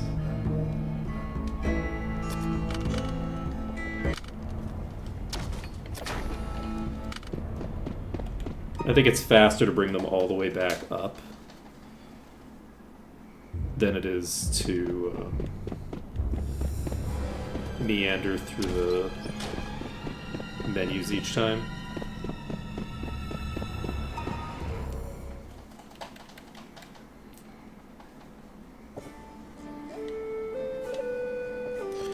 Okay, so Cruller's chilling here for now.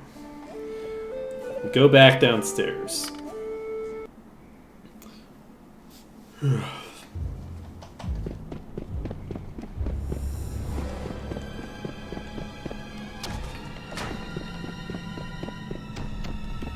It's super interesting that floor 3... You know what I think? I think I'm actually following the intended route.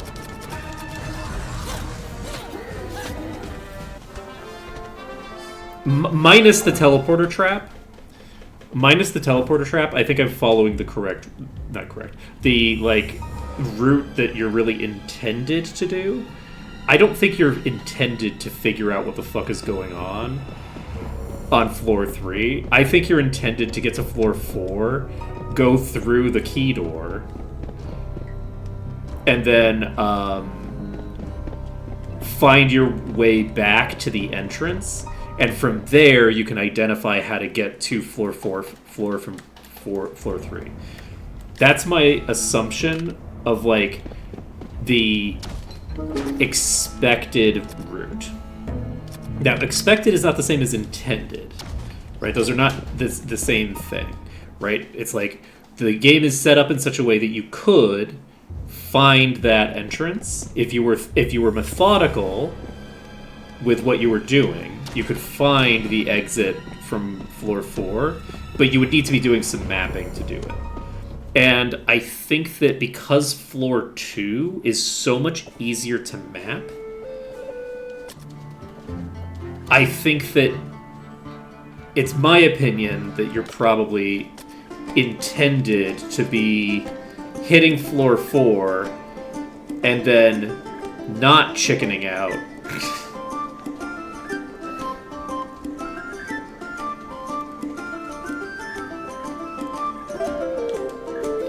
Poor Churro, the 9 luck really doing you in. Though I guess it doesn't matter, right? You're neutral.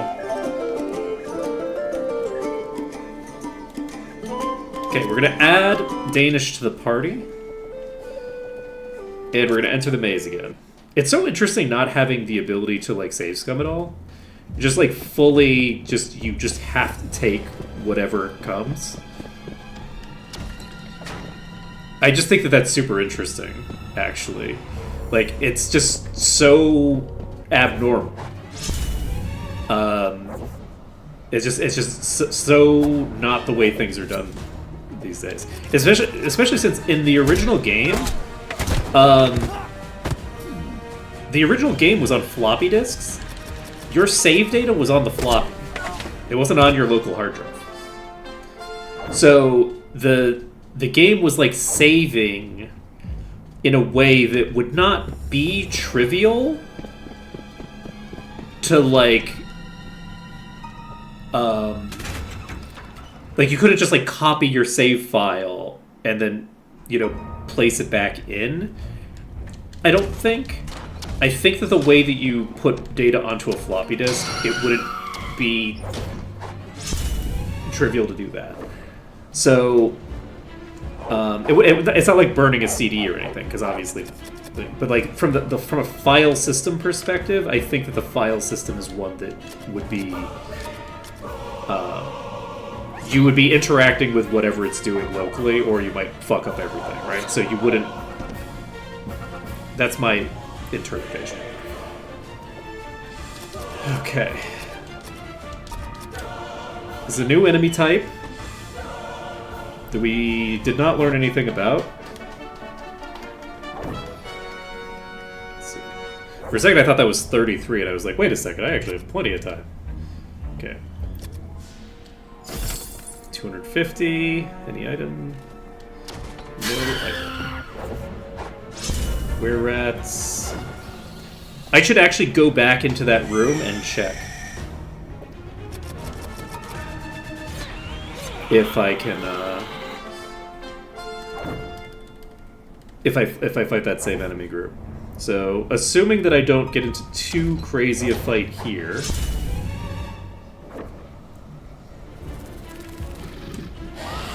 So I say.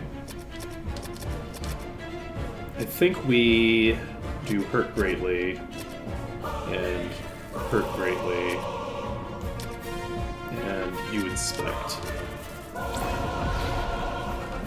It's a decent hit.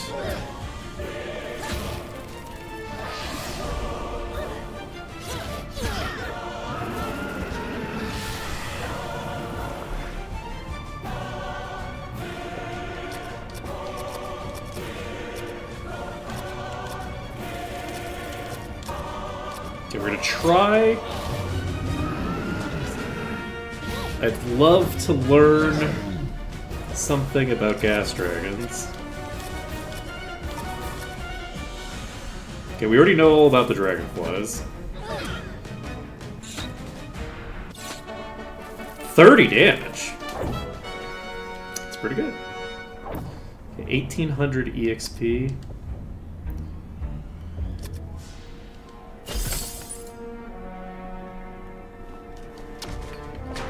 Okay, we did take a pretty considerable amount of damage there.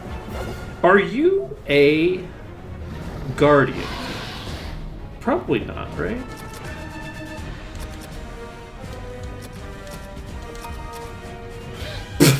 One shot? Hell yeah!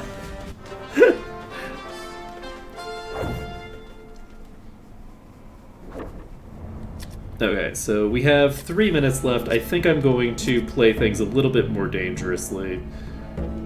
We're going to heal you. And we're going to throw a heal at you. Muffin, was that 6? Wow. Rolled an average of 2 on that heal. Well played. Yeah, we're gonna go into this next room, and I'm just kind of curious what's gonna end up being in there.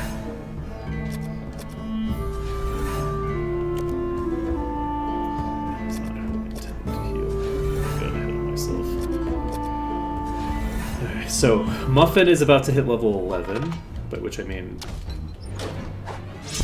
this is a preset encounter, but it's repeatable. The fighters aren't here anymore. Interesting.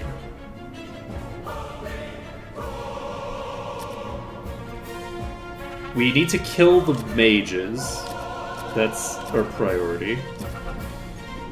We need to cast prayer. And I think we just identify the mages. Oh shit.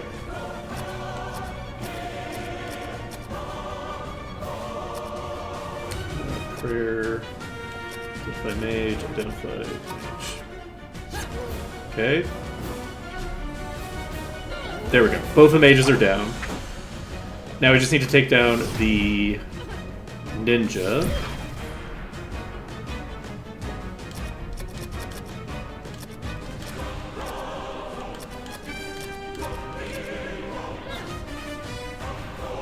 And naturally, them crits. I stand by my decision to kill the mages first. It might not have paid off for me today, but it was the correct decision in my opinion. Now, should I have cast Hurt more on the ninja to kill it faster? I absolutely should have, yes.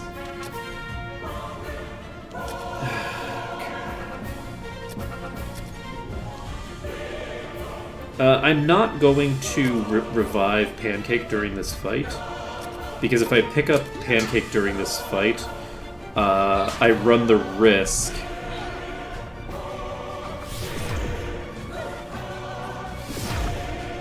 of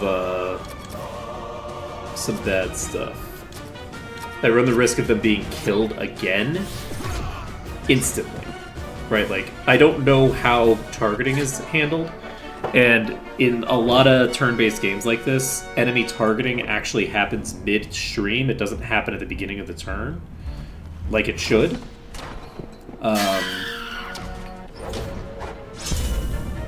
I should have healed before I did this. That's fine.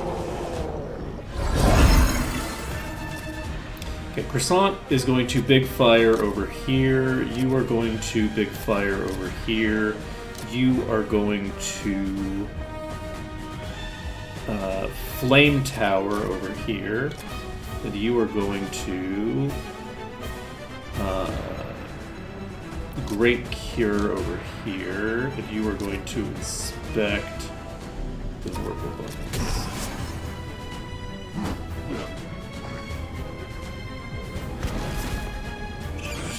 Okay, most of the Vorpal Bunnies are down.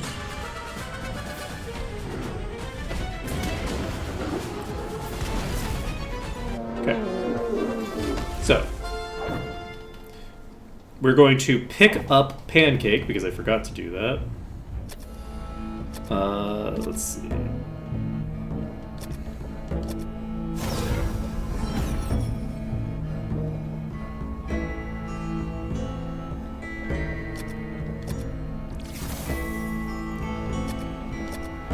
Whew. And it's now 102. So, we have managed to get ourselves killed one more time. I will try to save this so that next time we start things up, we are using the same setup.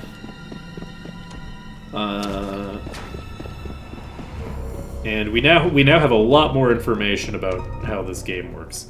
So that's good at least. So, we are going to visit the inn. Let's level up with Muffin. Vitality's up to 18, and we only gained 1 HP, which is too bad, but Muffin has crazy high rolls for that, so that's not surprising. And we can... I'm going to stay, actually, with everybody. And I believe before we start up tomorrow... or not tomorrow, on Monday... I might as well get myself appropriately set up. Did I get an item? We'll take a couple of extra minutes to do the inventory management. No, I did not get an item. So, we can have Sugar cast Great Cure on you. We're just going to basically do the management stuff here to allow ourselves to start up next stream and not have a bunch of busy work that we need to do with the thinger. So, next stream, I will probably... I'm tempted to try to get more gear. Honestly, it would be nice to get to level 11 to get access to whatever new spells I'm gonna get on Glazed and Sugar. So, like, going into those treasure vaults over and over again, I think makes a degree of sense. Like, it's a very sensible way to spend some time. But I'm also tempted to just explore the 4th level. But some of those fights are pretty intense. It would be nice to have some, like, cool, shiny loot.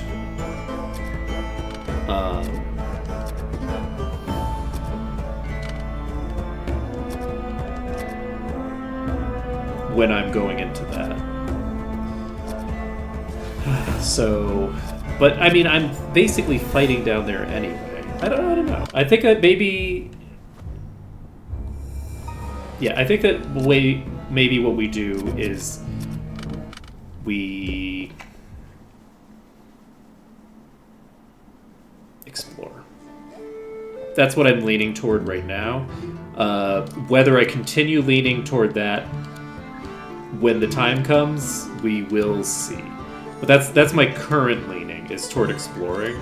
I'll take a look at the beginning of next stream, maybe, at what kind of stuff is available.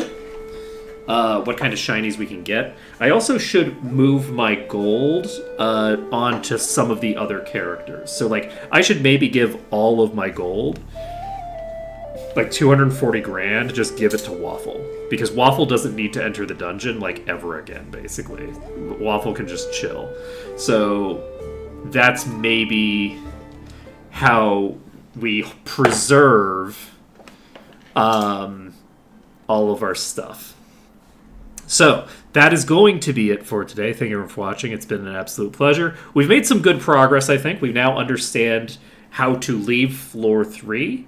And we now know that floor 4 isn't that scary. So we've been to the monster allocation center, whatever the hell that means, and I'm curious how things are going to proceed from here. So thank you for watching. I'll see you next time.